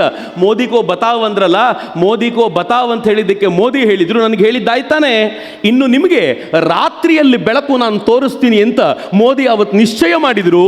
ಏಪ್ರಿಲ್ 26ಕ್ಕೆ 25ಕ್ಕೆ 22ಕ್ಕಾದ ಘಟನೆ. ಅದಾದ 2 ದಿನಗಳಲ್ಲೇ, ಅದಾದ ಪ್ರಾಬಬ್ಲಿ ಮರುದಿನವೇ ಎಂಥ ಸಮಯವನ್ನು ಆಯ್ಕೆ ಮಾಡ್ಕೊಂಡಿದ್ರು ಅಂತಂದರೆ, ಅಮೆರಿಕಾದ ಉಪಾಧ್ಯಕ್ಷ JD ವ್ಯಾನ್ಸ್ ಭಾರತದಲ್ಲಿದ್ದರು, ಈ ದೇಶದ ಪ್ರಧಾನಿ ಸೌದಿ ಅರೇಬಿಯಾದಲ್ಲಿದ್ದರು, ಈ ದೇಶದ ಹಣಕಾಸು ಮಂತ್ರಿ ಅಮೆರಿಕಾದಲ್ಲಿದ್ದರು. ಪ್ರತಿಯೊಬ್ಬರು ಬೇರೆ ಬೇರೆ ಕಡೆ ಇರುವಾಗ ಎಲ್ಲ ಕಡೆಗಳಲ್ಲೂ ಇದ್ರ ಪ್ರತಿಧ್ವನಿ ಆಗಲಿ ಅನ್ನೋ ರೀತಿಯಲ್ಲಿ ಆ ಅಟ್ಯಾಕ್ ಅನ್ನು ಟಾರ್ಗೆಟ್ ಮಾಡಲಾಯಿತು. ಈ ದೇಶದ 26 ಜನರನ್ನ ಹಿಂದೂನ ಅಂತ ಗುರುತಿಸಿ ಕೊಲ್ಲಲಾಯಿತು. ನಾನು ನಿನ್ನೆ ಒಂದು ರಿಪೋರ್ಟ್ ನೋಡಿ ಗಾಬರಿಯಾದೆ. ಒಬ್ಬ ಸೈನ್ಯದ ಮುಖ್ಯಸ್ಥರು ಹೇಳ್ತಾರೆ, ಯಾವ್ಯಾವ ಪಾಯಿಂಟನ್ನು ಟಾರ್ಗೆಟ್ ಮಾಡಬೇಕು ಅಂತ ನಾವು ಡಿಸೈಡ್ ಮಾಡಿದ್ದು 1 ವಾರ ಆದಮೇಲಲ್ಲ, ಅಟ್ಯಾಕ್ ಆದ ಮರುದಿನವೇ ನಾವು ರಕ್ಷಣಾ ಸಚಿವರ ನೇತೃತ್ವದಲ್ಲಿ 9 ಪಾಯಿಂಟ್ಗಳನ್ನು ಗುರುತಿಸಿ ಇಲ್ಲಿ ದಾಳಿ ಮಾಡ್ತೀವಿ ಅಂತ ಮರುದಿನವೇ ಡಿಸೈಡ್ ಮಾಡಿದ್ವಿ. ಅದಕ್ಕೆ ಬೇಕಾಗಿರೋ ತಯಾರಿ ಮಾಡಲಿಕ್ಕೆ ಇನ್ನೊಂದು 13-14 ದಿನ ತೆಗೆದುಕೊಂಡಿವಿ ಅಂತ. ಭಾಳ ಟೈಮ್ ತಗೊಳ್ಳಿಲ್ಲ ರೀ. ಈ ದೇಶದ ಪ್ರಧಾನಮಂತ್ರಿ ಬಿಹಾರದಲ್ಲಿ ಮಾತನಾಡುವಾಗ ಹೇಳಿದ್ರಲ್ಲ, ಏನು ಹೇಳಿದ್ರು ನೆನಪು ಮಾಡ್ಕೊಳ್ಳಿ. ಅವತ್ತು ಹೇಳಿದ್ರು ಅವರು, ಯಾರು ಈ ಕೃತ್ಯಗಳಿಗೆ ಕಾರಣವಾಗುವ ಭಯೋತ್ಪಾದಕರಿದ್ದಾರೋ ಅವರಿಗೆ ಅಡಗಲಿಕ್ಕೂ ಜಾಗ ಇಲ್ಲದಂತೆ ಪೃಥ್ವಿಯಿಂದ ಆಚೆಗೆ ಅವರನ್ನು ದಬ್ಬುತ್ತೀವಿ, ನೋಡ್ತಾ ಇರಿ ಅಂತ ಈ ದೇಶದ ಪ್ರಧಾನಮಂತ್ರಿ ಹೇಳಿದ್ರೋ ಇಲ್ವೋ? ಅವ್ರು ಹೇಳಿದಂತೆ ಏನು ಮಾಡಿದ್ರು ಗೊತ್ತಾ? ನಿರಂತರವಾಗಿ ಮೀಟಿಂಗ್ ಆಯಿತು. ನ್ಯಾಷನಲ್ ಸೆಕ್ಯೂರಿಟಿ ಅಡ್ವೈಸರ್ಸ್ ಅಂತ ಒಂದು ಬೋರ್ಡ್ ಇದೆ. ಆ ಬೋರ್ಡ್ನಲ್ಲಿ ಯಾರು ಇರ್ತಾರೆ ಅಂತಂದರೆ, ಈಗಿನ ಸೇನಾ ಮುಖ್ಯಸ್ಥರು ಇರ್ತಾರೆ, ರಕ್ಷಣಾ ಸಚಿವರು ಇರ್ತಾರೆ, ಹಣಕಾಸಿನ ಸಚಿವರು ಇರ್ತಾರೆ, ಸ್ವತಃ ಪ್ರಧಾನಮಂತ್ರಿ ಇರ್ತಾರೆ, ಗೃಹ ಸಚಿವರು ಇರ್ತಾರೆ. ನರೇಂದ್ರ ಮೋದಿ ಆ ಮಧ್ಯದ 8-10 ದಿನಗಳೊಳಗೆ ಅದಕ್ಕೆ ಇನ್ನೂ 6 ಜನರನ್ನು ಸೇರಿಸಿದರು. ಹಳೆಯ ಎಕ್ಸ್ಪೀರಿಯನ್ಸ್ ಇರುವಂಥ ಸೈನಿಕರನ್ನ ಸೇರಿಸ್ಕೊಂಡ್ರು, ರಾದ ಮುಖ್ಯಸ್ಥರನ್ನ ಸೇರಿಸ್ಕೊಂಡ್ರು. ಇಡೀ ಯೋಜನೆ ಹೇಗಾಗಬೇಕು ಅನ್ನೋದನ್ನ ಹಗಲು ರಾತ್ರಿ ಪ್ಲಾನ್ ಮಾಡ್ತಿದ್ರು. ಈ ಪತ್ರಿಕೆಗಳು ಎವ್ರಿ ಡೇ ನ್ಯೂಸ್ ಬರೆಯೋದು. ಇಂದು ಒಂದು ಮೀಟಿಂಗ್ ಆಯಿತು, ಆ ಮೀಟಿಂಗ್ ಆಗಿದೆ ಅಂತ ಕೇಳಿದ ತಕ್ಷಣ ಎಲ್ಲ ಪತ್ರಿಕೆಯವರಿಗೂ ಎದೆ ಬಡಿತ, ಏನೋ ಆಗುತ್ತೆ ನಾಳೆ, ಏನೂ ಆಗ್ತಿರ್ಲಿಲ್ಲ. ನಾಳೆ ಒಂದು ಮೀಟಿಂಗು, ಇವತ್ತು ಬೆಳಗ್ಗೆ ಒಂದು ಮೀಟಿಂಗು, ಸಂಜೆ ಒಂದು ಮೀಟಿಂಗು. ಒಂದು ಮೀಟಿಂಗಲ್ಲಿ ಮೋದಿ ಕೂರ್ತಿರ್ತಾರೆ, ಒಂದು ಮೀಟಿಂಗಲ್ಲಿ ರಕ್ಷಣಾ ಸಚಿವರು ಕೂತಿರ್ತಾರೆ, ಇನ್ನೊಂದು ಮೀಟಿಂಗ್ ಸ್ವತಃ ಈ ದೇಶದ ಗೃಹ ಸಚಿವರು ತೆಗೆದುಕೊಳ್ತಾರೆ. ದಿನಾಗ್ಲೂ ಹೇಳಿ ಸಾಕಾಗೋಗಿತ್ತು ಇವರಿಗೆ. ಆ ಕಡೆ ಪಾಕಿಸ್ತಾನವೂ ಸುಸ್ತಾಗಿತ್ತು. ಎಷ್ಟು ದಿನ ಮಾಡ್ತಾರಪ್ಪ ಇವರು, ಮಾಡೊಂದು ಮುಗಿಸಾದ್ರೂ ಮುಗಿಸ್ಬಿಡ್ಲಿ ಅಂತ. ಮಿತ್ರರೆ, 15-16 ದಿನ, ಮೇ 6ನೇ ತಾರೀಕು ರಾತ್ರಿ 7ನೇ ತಾರೀಕು ಬೆಳಿಗ್ಗೆ ಎಲ್ಲ ಘಟನೆಗಳನ್ನ ಟಿ ವಿಯಲ್ಲಿ ನೋಡಿದರೆ ನಾನು ಫ್ರೆಶ್ ಮಾಡಿಕೊಡ್ತೀನಿ ಅಷ್ಟೇ. 6ನೇ ತಾರೀಕು ರಾತ್ರಿ 7ನೇ ತಾರೀಕು ಬೆಳಿಗ್ಗೆ ಈ ದೇಶ ತನ್ನ ಸ್ಕಾಲ್ಪ್ ಬಾಂಬ್ಗಳನ್ನು ಬಳಸಿ ಪಾಕಿಸ್ತಾನದ ಒಳಗೆ ಎಂಟ್ರಿನೇ ಮಾಡಲಿಲ್ಲ. ನಾವು ನಮ್ಮ ರಫೇಲ್ಗಳನ್ನು ಭಾರತದ ಗಡಿಯೊಳಗೆ ನಿಲ್ಲಿಸಿಕೊಂಡು, ರಫೇಲ್ನ ಉಪಯೋಗ ನೋಡಿ, ಭಾರತದ ಗಡಿಯೊಳಗೆ ನಿಲ್ಲಿಸಿಕೊಂಡು ಪಾಕಿಸ್ತಾನದ 9 ಟಾರ್ಗೆಟ್ಗಳನ್ನು ಗುರುತಿಟ್ಕೊಂಡು ಆ ಟಾರ್ಗೆಟ್ಗಳ ಮೇಲೆ ಸ್ಕಾಲ್ಪ್ ಬಾಂಬನ್ನು ಹಾಕಿದ್ವಿ. ಸ್ಕಾಲ್ಪ್ ಬಾಂಬಿನ ವೈಶಿಷ್ಟ್ಯ ಏನು ಗೊತ್ತಾ? ಅದೇನಾದರೂ ಮೇಲ್ ಬಂದು ಬಿದ್ದರೆ ನೀವು ಮೇಲಿಂದ ಚಿತ್ರ ನೋಡಿದರೆ ಒಂದು 10-12 ಸೆಂಟಿಮೀಟರ್ನ ಹೋಲ್ ಮಾತ್ರ ಕಾಣುತ್ತೆ. ಮೇ ಬಿ 1-1.5 ಅಡಿ ಹೋಲ್ ಕಾಣ್ಬೋದು ಅಷ್ಟೇ, ಅದಕ್ಕಿಂತ ಜಾಸ್ತಿ ಏನು ಕಾಣಲ್ಲ. ಒಳಗೆ ಹೋದರೆ ಪ್ರಳಯವೇ ಆಗೋಗ್ಬಿಟ್ಟಿರುತ್ತೆ. ಅಂಥ ಸ್ಕ್ಯಾಲ್ಪ್ ಬಾಂಬ್ಗಳನ್ನು ಹಾಕಿದ್ರು. ಒಟ್ಟು 9 ಪಾಯಿಂಟು. ಅದರಲ್ಲಿ ಒಂದು ಪಾಯಿಂಟ್ ನಂಗೆ ತುಂಬ ಇಂಟ್ರೆಸ್ಟಿಂಗ್ ಅನಿಸಿದ್ದೆ ಏನಂದರೆ ಭಾವಲ್ಪುರದ ಪಾಯಿಂಟು ಹೆಚ್ಚು ಕಡಿಮೆ 100-120 ಕಿಲೋಮೀಟರ್, ನಮ್ಮ ಗಡಿಯಿಂದ 120 ಕಿಲೋಮೀಟರ್ ಒಳಗೆ ನಾವು ಗಡಿಯನ್ನು ದಾಟದೇನೆ ಬಾಂಬ್ ಹಾಕಿ ಉಡಾಯಿಸಿದ್ವಿ. ಈ ಭಾವಲ್ಪುರದಲ್ಲಿರುವಂಥ ಮಸೀದಿ ಯಾರಿಗೆ ಸೇರಿದ್ದು ಅಂತಂದರೆ ಮೌಲಾನಾ ಮಸೂದ್ ಅಜರ್ಗೆ ಸೇರಿದ್ದು. ಯಾವ ಮೌಲಾನಾ ಮಸೂದ್ ಅಜರ್? ಯಾವ ಮೌಲಾನಾ ಮಸೂದ್ ಅಜರ್ನ ಒಂದು ವಿಮಾನ ಅಪಹರಣ ಮಾಡಿಕೊಂಡು ಆ ವಿಮಾನ ಅಪಹರಣಕಾರರು ಯಾರಿದ್ದಾರೋ ಅವರು ಅವನನ್ನು ಬಿಟ್ಟರೆ ಈ ವಿಮಾನವನ್ನು ಬಿಡ್ತೀವಿ ಅಂತ ಹೇಳಿ ಕರ್ಕೊಂಡು ಹೋಗಿದ್ರು. ಅಟಲ್ ಬಿಹಾರಿ ವಾಜಪೇಯಿ ಗವರ್ಮೆಂಟ್ ಮೌಲಾನಾ ಮಸೂದ್ ಅಜರ್ನ ವಿಮಾನದಲ್ಲಿ ಕರ್ಕೊಂಡು ಹೋಗಿ ಬಿಟ್ಟಿತ್ತು. ನರೇಂದ್ರ ಮೋದಿ ಅಟಲ್ಜಿಗಾದ ಅವಮಾನಕ್ಕೆ ಪ್ರತೀಕಾರವನ್ನು ಕರೆಕ್ಟ್ ಟೈಮಲ್ಲಿ ತೆಗೆದುಕೊಂಡಿದ್ದು. ಭಾವಲ್ಪುರದ ಮೇಲೆ ಅಟ್ಯಾಕು, ಮುರೀದ್ಗೆ ಮೇಲೆ ಅಟ್ಯಾಕ್ ಮಾಡಿದ್ರ ಪರಿಣಾಮ ಏನು ಅಂತಂದರೆ ಇವತ್ತಿನವರೆಗೂ ಪಾಕಿಸ್ತಾನ ಎಷ್ಟು ಭಯೋತ್ಪಾದಕರು ಸತ್ರು ಅಂತ ಲೆಕ್ಕ ಕೊಡಲಿಲ್ಲ. ಆದರೆ ಆವತ್ತಿನ ವಿಮಾನ ಅಪಹರಣ ಮಾಡಿದ ಮೌಲಾನಾ ಮಸೂದ್ ಅಜರ್ನ ಸಹೋದರ ಏನಿದ್ನೋ ಅವನು ಕೂಡ ಸತ್ತೋಗಿದ್ದ ಅಂತ ಖಾತ್ರಿ ಆಯಿತು. ಯಾಕೆ ಅಂತಂದರೆ ಅವನ ಶವ ಸಂಸ್ಕಾರಕ್ಕೆ ಪಾಕಿಸ್ತಾನದ ಪ್ರಮುಖ ಸೇನಾ ನಾಯಕರೆಲ್ಲ ಬಂದು ನಿಂತುಕೊಂಡಿದ್ರು. ಅಂತಂದರೆ ಯೋಚನೆ ಮಾಡಿ ಭಾರತ ಹೆಂಗೆ ಹೊಡೆದಿರಬೇಕು ಅಂತ. ಹಂಗೆ ಹೊಡೆದ ಮೇಲೆ ಭಾರತ ಹೇಳ್ತು ನಂಗೆ ಸತ್ಯವಾಗಲೂ ಸಮಾಧಾನ ಇರಲಿಲ್ಲ, ಇದರಲ್ಲಿ ಏನು ಮಹಾ ಇದೆ, ಇನ್ನೊಂದಷ್ಟು ಭಯೋತ್ಪಾದಕರು ಹುಟ್ಟುತ್ತಾರೆ. ಮಿತ್ರರೆ, POKಯಲ್ಲಿ ಅಥವಾ ಪಾಕಿಸ್ತಾನದಲ್ಲಿ 1,000 ಮದರಸಾ ಇದೆ ಅಂತ ಇಟ್ಕೊಳ್ಳಿ. 1,000 ಮದರಸಾ ವರ್ಷಕ್ಕೆ ಒಬ್ಬ ಭಯೋತ್ಪಾದಕನನ್ನು ತಯಾರು ಮಾಡಿ ಭಾರತಕ್ಕೆ ಕಳಿಸ್ಕೊಟ್ರೆ ವರ್ಷಕ್ಕೆ 1,000 ಜನ ಬರ್ತಾರೆ. ಎಲ್ಲಿಂದ ನಾವು ಖಾಲಿ ಮಾಡ್ತಾ ಇರೋದು ಇವರನ್ನ? ಇದೊಂಥರ ಜೇನುಗೂಡು ನಿರಂತರವಾಗಿ ಬರ್ತಾನೆ ಇರುತ್ತೆ. ನಾವು ಇದನ್ನು ಖಾಲಿ ಮಾಡಲಿಕ್ಕೆ ಆಗೋದಿಲ್ಲ. ಆ ಕಾರಣಕ್ಕೆ ಏನಾದರೂ ಎಕ್ಸ್ಟ್ರಾ ಆಗಬೇಕಿತ್ತು. ಆದರೆ ಈ ದೇಶ ಹೇಳ್ತು ಪಾಕಿಸ್ತಾನ ಮುಂದೆ ಏನೂ ಮಾಡಲಿಲ್ಲ ಅಂದರೆ ನಾವು ಸೈಲೆಂಟ್ ಆಗ್ತೀವಿ ಅಂತ. ನಾನು ಅಂದ್ಕೊಂಡೆ ಹಿಂಗೆ ಆಗಬಾರ್ದಲ್ಲ ಅಂತ. ಆದರೆ ಪಾಕಿಸ್ತಾನ ಸುಮ್ಮನಿರೋದು ಹೆಂಗೆ? ಅದು ಬದುಕಿರೋದೇ ಭಾರತದ ವಿರೋಧ ಮೇಲೆ. ಮೇ 7ನೇ ತಾರೀಕಿನ ಬೆಳಗ್ಗೆ ನಾವು ಅಟ್ಯಾಕ್ ಮಾಡಿದ್ವಿ. 7ನೇ ತಾರೀಕಿನ ರಾತ್ರಿ ಪಾಕಿಸ್ತಾನ ಒಂದಷ್ಟು ಡ್ರೋನ್ಗಳನ್ನು ಕಳಿಸಿ ಟೆಸ್ಟ್ ಮಾಡ್ತು, ಭಾರತ ತಯಾರಿ ಮಾಡ್ಕೊಂಡಿದ್ಯಾ ಅಂತ. ಜಮ್ಮು ಕಾಶ್ಮೀರದ ಆ ಭಾಗಗಳಲ್ಲಿ ಪೂಂಚ್, ಉರಿ, ರಜೌರಿ ಈ ಸೆಕ್ಟರ್ಗಳಲ್ಲಿ ಡ್ರೋನ್ಗಳನ್ನು ಕಳಿಸ್ತು. ಭಾರತ ತನ್ನ ಆಕಾಶ್ ಸಿಸ್ಟಮನ್ನು ಬಳಸ್ಕೊಂಡು ಅವರು ಕಳಿಸಿದ ಎಲ್ಲ ಡ್ರೋನ್ಗಳನ್ನು ತಡೆದು ಧ್ವಂಸ ಮಾಡಿತು. ಪಾಕಿಸ್ತಾನಕ್ಕೆ ಅನಿಸ್ತು ದೇ ಆರ್ ರೆಡಿ. ಎಲ್ಲೆಲ್ಲಿ ರೆಡಿಯಾಗಿದ್ದಾರೆ ನೋಡಬೇಕು ಅಂತ ನೆಕ್ಸ್ಟ್ ಡೇ ಪಂಜಾಬಿನ ಕಡೆ ಕಳಿಸ್ಕೊಡ್ತು 8ನೇ ತಾರೀಕು. ನಾವೇನು ಮಾಡಲಿಲ್ಲ, ನಾವು ಸೈಲೆಂಟಾಗೇ ಇದ್ವಿ. 8ನೇ ತಾರೀಕು ಪಂಜಾಬಿನ ಕಡೆ ಕಳಿಸ್ಕೊಟ್ಟಾಗ ಎಷ್ಟು ಡ್ರೋನ್ಸ್ ಗೊತ್ತಾ? 400ಕ್ಕೂ ಹೆಚ್ಚು ಡ್ರೋನ್ಗಳನ್ನು ಪಾಕಿಸ್ತಾನ ಕಳಿಸ್ತು. ನಾವು ಸುಮ್ಮನೆ ಅದನ್ನು ತಡೆಯೋದು. ಆದರೆ ಭಾರತ ಒಂದು ಸಣ್ಣ ಕೆಲಸ ಮಾಡ್ತು, ಭಾಳ ಜನರಿಗೆ ಗೊತ್ತಿಲ್ಲ. ಪಾಕಿಸ್ತಾನ ಈಗಲೂ ಹೇಳ್ತಿದೆ ಭಾರತದ ಒಂದು ವಿಮಾನ ಹೊಡೆದಾಕಿದ್ದೀವಿ ಅಂತ. ಇದನ್ನು ಸೀಡ್ ಆಪರೇಷನ್ ಅಂತ ಕರೀತಾರೆ, SEAD. ಈ ಸೀಡ್ ಆಪರೇಷನ್ ಏನು ಅಂತಂದರೆ ಈ ಡಿಫೆನ್ಸ್, ಏರ್ ಡಿಫೆನ್ಸ್ ಸಿಸ್ಟಮ್ ಇರುತ್ತಲ್ಲ, ನೀವೆಲ್ಲರೂ ನೋಡಿರೋದ್ರಿಂದ ಅರ್ಥ ಆಗುತ್ತೆ. ನಾನು ಕಾಂಗ್ರೆಸ್ನವ್ರಿಗೆ ಹೇಳಿದರೆ ಅವ್ರಿಗೆ ಇದು ಅರ್ಥ ಆಗೋದಿಲ್ಲ. ಅವ್ರು ಈ ವಿಡಿಯೋ ತಗೊಂಡು ಚಕ್ರವರ್ತಿ ಸುಳ್ಳು ಹೇಳ್ತಾರೆ ಅಂತಾರೆ. ಯಾಕೆ ಅಂತಂದರೆ ಅವ್ರಿಗೆ ಓದೋಕ್ಕೂ ಬರಲ್ಲ, ಹೇಳಿದ್ದನ್ನು ಅರ್ಥ ಮಾಡ್ಕೊಳ್ಳಿಕ್ಕೂ ಬರಲ್ಲ. ದೇಶಕ್ಕೊಂದು ತೊಂದರೆ ಕೊಡೋದು ಹೇಗೆ ಅಂತ ಕೇಳಿ ಅವ್ರು ರೆಡಿ ಇರ್ತಾರೆ ಈ ವಿಚಾರದಲ್ಲಿ. ನೀವು ಪ್ರತಿನಿತ್ಯ ಇದನ್ನು ನೋಡಿರೋದ್ರಿಂದ ನಾನು ಹೇಳ್ತೀನಿ, ಏರ್ ಡಿಫೆನ್ಸ್ ಸಿಸ್ಟಮ್ ಅಂತ ಒಂದಿದೆ. ಆ ಏರ್ ಡಿಫೆನ್ಸ್ ಸಿಸ್ಟಮ್ ಏನು ಮಾಡುತ್ತೆ, ಇಲ್ಲಿಂದ ಯಾವುದಾದ್ರೂ ವಿಮಾನ ಬಂದರೆ, ಡ್ರೋನ್ ಬಂದರೆ ಅದು ಎಮಿಟ್ ಮಾಡುವಂಥ ಎಲೆಕ್ಟ್ರಾನಿಕ್ ಸಿಗ್ನಲ್ಗಳನ್ನು ಗುರುತಿಸಿ ಇದು ಏನು ಅಂತ ಅಂದಾಜು ಮಾಡಿ ಅದನ್ನು ಹೊಡಿಲಿಕ್ಕೆ ಅಂತ ಮಿಸೈಲ್ ಕಳಿಸ್ಕೊಡುತ್ತೆ. ಭಾರತ ಏನು ಮಾಡ್ತು ಗೊತ್ತಾ? ಅನ್ಮ್ಯಾನ್ಡ್ ಏರಿಯಲ್ ವೆಹಿಕಲ್, ಪೈಲಟ್ಟೇ ಇಲ್ಲದೆ ಇರುವಂಥ ಒಂದು ಏರಿಯಲ್ ವೆಹಿಕಲ್ನ ಡ್ರೋನ್ ಥರದ್ದು ಅಂತ ಇಟ್ಕೊಳ್ಳಿ. ಆ ಥರದ ಹೆರಾನ್ ಡ್ರೋನ್ಗಳನ್ನು ಎಲೆಕ್ಟ್ರಾನಿಕ್ ಸಿಗ್ನಲ್ ಎಮಿಟ್ ಮಾಡಬೇಕು. ಯಾವ ಎಲೆಕ್ಟ್ರಾನಿಕ್ ಸಿಗ್ನಲ್ಲು? ರಫೇಲ್ನ ಎಲೆಕ್ಟ್ರಾನಿಕ್ ಸಿಗ್ನಲ್ ಎಮಿಟ್ ಮಾಡೋ ಥರ ಮಾಡಿ ಅದನ್ನು ಕಳಿಸ್ಕೊಟ್ರು. ಪಾಕಿಸ್ತಾನದಲ್ಲಿ ಇರುವಂಥ ಏರ್ ಡಿಫೆನ್ಸ್ ಸಿಸ್ಟಮ್ಗಳೆಲ್ಲ ಅಲರ್ಟ್ ಆಗಿಬಿಟ್ಟು ರಫೇಲ್ ಬರ್ತಿದೆ ಅಟ್ಯಾಕ್ ಮಾಡಿ ಅಂತ ಅಟ್ಯಾಕ್ ಮಾಡಿದ್ರು. ಆ ರಫೇಲ್ ಕೆಳಗೆ ಬಿತ್ತು. ಆದರೆ ರಫೇಲ್ ಅಲ್ಲ, ಅದು ರಫೇಲ್ ಥರ ಇರುವಂಥ ಡಮ್ಮಿ ಏರ್ಕ್ರಾಫ್ಟು. ಅದು ರಫೇಲ್ ಥರದ ಎಲೆಕ್ಟ್ರಾನಿಕ್ ಸಿಗ್ನಲ್ನ ಹೊಮ್ಮಿಸಿಕೊಂಡು ಹೋಯಿತು. Seed operation. ಅದರ ನಂತರದ್ದು ಡೆಡ್ ಆಪರೇಷನ್ ಅಂತ ಕರೀತಾರೆ. ಡೆಡ್ ಆಪರೇಷನ್ ಅಂದರೆ ಏನು ಗೊತ್ತಾ? ಯಾವಾಗ ಈ ವಿಮಾನಕ್ಕೆ ಆ ಕಡೆಯ ಏರ್ ಡಿಫೆನ್ಸ್ ಸಿಸ್ಟಮ್ಗಳು ಅಲರ್ಟ್ ಆಗಿ ಅಟ್ಯಾಕ್ ಮಾಡ್ತಾವೋ ಅದು ಕೋಆರ್ಡಿನೇಟ್ ಕಳಿಸ್ಕೊಡುತ್ತೆ ಎಲ್ಲೆಲ್ಲಿ ಇವ್ರ ಏರ್ ಡಿಫೆನ್ಸ್ ಸಿಸ್ಟಮ್ ಇದೆ ಅಂತ. ಹಂಗಾದ ತಕ್ಷಣ ಭಾರತ ಏನು ಮಾಡ್ತು ಗೊತ್ತಾ? ಇವ್ರ ರ್ಯಾಡಾರ್ ಯಾವುದು, ಏರ್ ಡಿಫೆನ್ಸ್ ಸಿಸ್ಟಮ್ ಯಾವುದು ಅಂತ ಡೈರೆಕ್ಟ್ ಅದಕ್ಕೆ ಅಟ್ಯಾಕ್ ಮಾಡಿ ಲಾಹೋರ್ನಲ್ಲಿ ಮತ್ತು ರಾವಲ್ಪಿಂಡಿಯಲ್ಲಿರುವಂಥ ಅಮೇರಿಕಾದ ಚೀನಾ ಕಳಿಸ್ಕೊಟ್ಟಿದ್ದಂಥ HQ-9ಗಳನ್ನು ರೆಡಾರ್ ಸಿಸ್ಟಮ್ಗಳನ್ನು ಧ್ವಂಸಗೊಳಿಸಿ ಇನ್ನು ನಾವು ಎಲ್ಲಿ ಬೇಕಿದ್ರೂ ಅಟ್ಯಾಕ್ ಮಾಡ್ಬೋದಾಗಿರುವಂಥ ಕ್ಲೀನ್ ವಾತಾವರಣವನ್ನು ಭಾರತ ನಿರ್ಮಿಸ್ಕೊಳ್ತು. ಏನು ಅದ್ಭುತವಾಗಿರುವಂಥ ಪ್ಲ್ಯಾನ್ ಅಂತ ಈಗ ಗೊತ್ತಾಗ್ತಿದೆ ನಮಗೆ. ಅದಾದ 2 ದಿನ ನಂತರ ಪಾಕಿಸ್ತಾನ ಜೋರಾಗಿ ಹೇಳ್ತಲ್ಲ, ನಾವು ಭಾರತದ ಒಂದು ವಿಮಾನ ಹೊಡೆದಾಕಿದ್ದೀವಿ ಅಂತ. ನಮ್ಮ ಪ್ರೆಸ್ ಬ್ರೀಫಿಂಗ್ನಲ್ಲಿ ಕೇಳಿದರು, ಆ ಪ್ರೆಸ್ ಬ್ರೀಫಿಂಗ್ ನೋಡ್ತಾ ಇದ್ದೆ ನಾನು. ನಮ್ಮ ವಿಮಾನ ಹೊಡೆದಾಕಿದ್ದಾರಂತೆ, ಹೌದಾ? ಈ ದೇಶದ ಸೈನಿಕ ಮುಖ್ಯಸ್ಥರು ಹೇಳಿದರು, DGMO ಹೇಳಿದರು, ವಿಮಾನ ಹೊಡೆದಾಕಿದ್ದಾರೆ ಅಂತ ನಾನು ಹೇಳೋದಿಲ್ಲ, ಇಲ್ಲ ಅಂತಲೂ ಹೇಳಲ್ಲ, ಆದರೆ ನಮ್ಮ ಪೈಲಟ್ಗಳು ಸೇಫ್ ಆಗಿದ್ದಾರೆ. ಅಂದರೆ ವಿಮಾನ ಕಳಿಸಿರೋದು ನಿಜ, ಪೈಲಟ್ ಇಲ್ಲದೆ ಇರೋ ವಿಮಾನ. ನೀವು ಹೊಡೆದಾಕಿರೋದು ಅದರಿಂದ ನಮಗೇನು ನಷ್ಟ ಇಲ್ಲ ಎನ್ನೋ ಅರ್ಥದಲ್ಲಿ ಸೂಕ್ಷ್ಮವಾಗಿ ಹೇಳಿದರು. ಆಗ ಅರ್ಥ ಆಯ್ತು ಎಲ್ರಿಗೂ, ಇದು ಸೀಡ್ ಆಪರೇಷನ್ ಅಂತ, ಈ ಆಪರೇಷನ್ ಮಾಡಿದ್ದಾರೆ ಅಂತ. ಪಾಕಿಸ್ತಾನ ಎಚ್ಚೆತ್ಕೋಬೇಕಿತ್ತು, ಆದರೆ ಪಾಕಿಸ್ತಾನ ಏನು ಮಾಡ್ತು, ಭಾರತಕ್ಕೆ ಪಾಠ ಕಲಿಸ್ಬೇಕು ಅಂತ 9ನೇ ತಾರೀಕು ಪಾಕಿಸ್ತಾನ ಭಾರತದ ಏರ್ ಫೀಲ್ಡ್ ಮೇಲೆ ಅಟ್ಯಾಕ್ ಮಾಡುವಂಥ ದುಸ್ಸಾಹಸ ಮಾಡ್ತು. ಚೀನಾ ಕೊಟ್ಟಂಥ PL-15E ಎಕ್ಸ್ಪೋರ್ಟ್ ವೇರಿಯಂಟ್ PL ಅದರ ಮಿಸೈಲ್ಗಳನ್ನು ಭಾರತಕ್ಕೆ ಕಳಿಸ್ಕೊಡ್ತು. ಆದರೆ ಆ ಅನೇಕ ಮಿಸೈಲ್ಗಳನ್ನು ನಾವು ಇಂಟರ್ಸೆಪ್ಟ್ ಮಾಡಿದ್ವಿ.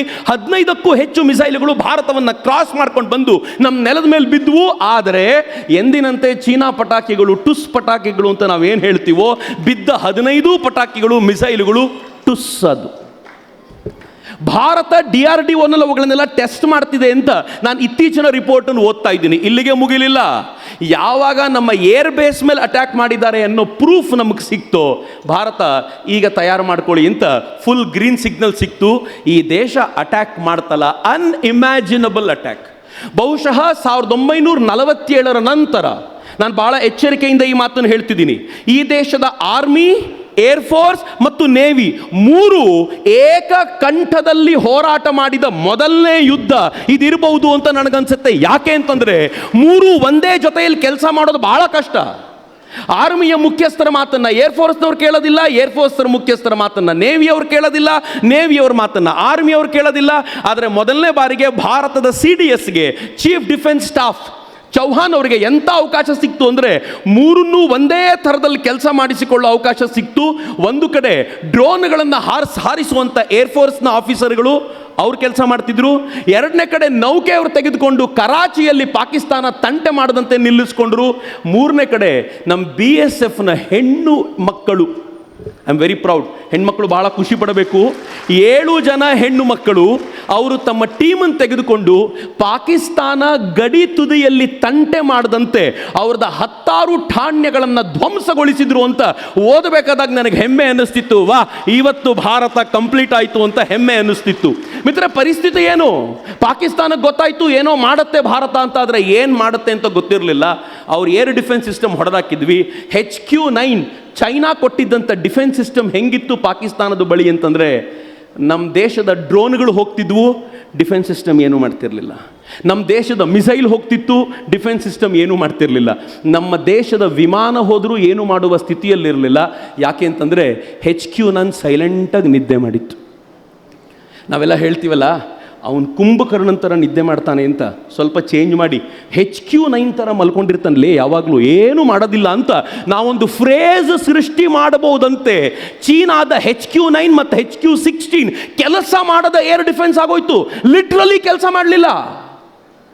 ಆಗ ಭಾರತ ಡಿಸೈಡ್ ಮಾಡ್ತು, ಈಗ ನನ್ನ ಬತ್ತಳಿಕೆಯಲ್ಲಿರೋ ಬಾಣವನ್ನು ತೆಗಿತೀನಿ ಅಂತ ಬ್ರಹ್ಮೋಸನ್ನು ತೆಗಿತಲ್ಲ. ನಾವು ಪ್ರಯೋಗ ಮಾಡಿದ್ದು 19 ಬ್ರಹ್ಮೋಸ್. ಈ 19 ಬ್ರಹ್ಮೋಸ್ನಲ್ಲಿ ಪಾಕಿಸ್ತಾನದ 11 ಏರ್ ಬೇಸ್ಗಳನ್ನು ಉಡಾಯಿಸಿದ್ವಿ ಅಂತ ನಾವು ಅಂದ್ಕೊಂಡಿದ್ವಿ. ಮೊನ್ನೆ ಪಾಕಿಸ್ತಾನ ಅಮೇರಿಕಕ್ಕೆ ಹೋದಾಗ ಡಾಸಿಯರ್ನ ಸಾಕ್ಷಿಗಳನ್ನು ಕೊಟ್ಟಿದೆ. ಅದರಲ್ಲಿ 8 ಏರ್ ಬೇಸ್ಗಳು ಪುಡಿಯಾಗಿದೆ ಅಂತ ಸಾಕ್ಷಿ ಕೊಟ್ಟಿದೆ. ಅದರಲ್ಲಿ ನಾವು ಉಡಾಯಿಸಿದ 11 ಬಿಟ್ಟು ಬೇರೆ 8 ಇದೆ. ಅಂದರೆ ಅರ್ಥ ಏನು ಅಂತ ಗೊತ್ತಾಗ್ತಿದೆಯಾ? ನಮ್ಮ ಒಂದೊಂದು ಮಿಸೈಲು, ಒಂದೊಂದು ಬ್ರಹ್ಮೋಸು, ಒಂದೊಂದು ಏರ್ ಫೀಲ್ಡನ್ನು ಉಡಾಯಿಸಿದೆ, ಪಾಕಿಸ್ತಾನದ ಏರ್ ಬೇಸ್ಗಳನ್ನು ಉಡಾಯಿಸಿದೆ. ಮಿನಿಮಮ್ 19 ಏರ್ ಬೇಸ್ಗಳನ್ನು ಉಡಾಯಿಸಿದ್ದೀವಿ. ಪಾಕಿಸ್ತಾನದ 5 ಏರ್ ಕ್ರಾಫ್ಟ್ಗಳನ್ನು ಈ 4 ದಿನದ ಯುದ್ಧದಲ್ಲಿ ನಾವು ಆಕಾಶದಲ್ಲಿ ಉಡಾಯಿಸಿದ್ದೀವಿ. ಕನಿಷ್ಠ ಪಕ್ಷ ಪಾಕಿಸ್ತಾನದ 6 ರಿಂದ 9 ವಿಮಾನಗಳು, ಏರ್ ಕ್ರಾಫ್ಟ್ಗಳು ಇದ್ದ ಜಾಗದಲ್ಲೇ ಪುಡಿಯಾಗಿ ಹೋಗಿವೆ ನಮ್ಮ ಮಿಸೈಲ್ ಅಟ್ಯಾಕಿಗೆ ತಕ್ಕಂತೆ. ಈ ಥರ ಭಾರತ ಪಾಕಿಸ್ತಾನವನ್ನು ಡೆಸ್ಟ್ರಾಯ್ ಮಾಡ್ತು. ನಾನು ಒಂದು 2 ಇಲ್ಲಿ ಆ್ಯಡ್ ಮಾಡಬೇಕು ನಿಮಗೆ. ಇಷ್ಟು 9 ಅಥವಾ 19 ಏರ್ ಬೇಸ್ ಏನಿದೆ, ಅದರಲ್ಲಿ 2 ಏರ್ ಬೇಸ್ ಬಹಳ ಇಂಪಾರ್ಟೆಂಟ್. ಒಂದು ರಾವಲ್ಪಿಂಡಿಯ ಚಕ್ಲಾಲಾದಲ್ಲಿರುವಂಥ ಒಂದು ಏರ್ ಬೇಸ್, ಅದು ನೂರ್ ಖಾನ್ ಏರ್ ಬೇಸ್ ಅಂತ ಕರೀತಾರೆ. ಈ ಏರ್ ಬೇಸ್ನ ವೈಶಿಷ್ಟ್ಯ ಏನು ಗೊತ್ತಾ? ಇತ್ತೀಚೆಗೆ ಪಾಕಿಸ್ತಾನದ ಒಬ್ಬ ರಕ್ಷಣಾ ಎಕ್ಸ್ಪರ್ಟ್ ಏನು ಹೇಳಿದ್ದಾರೆ ಅಂತಂದರೆ, ಈ ಏರ್ ಬೇಸು ಪಾಕಿಸ್ತಾನದ ಕೈಯಲ್ಲಿಲ್ಲ, ಅಮೇರಿಕಾದ ಕೈಯಲ್ಲಿದೆ.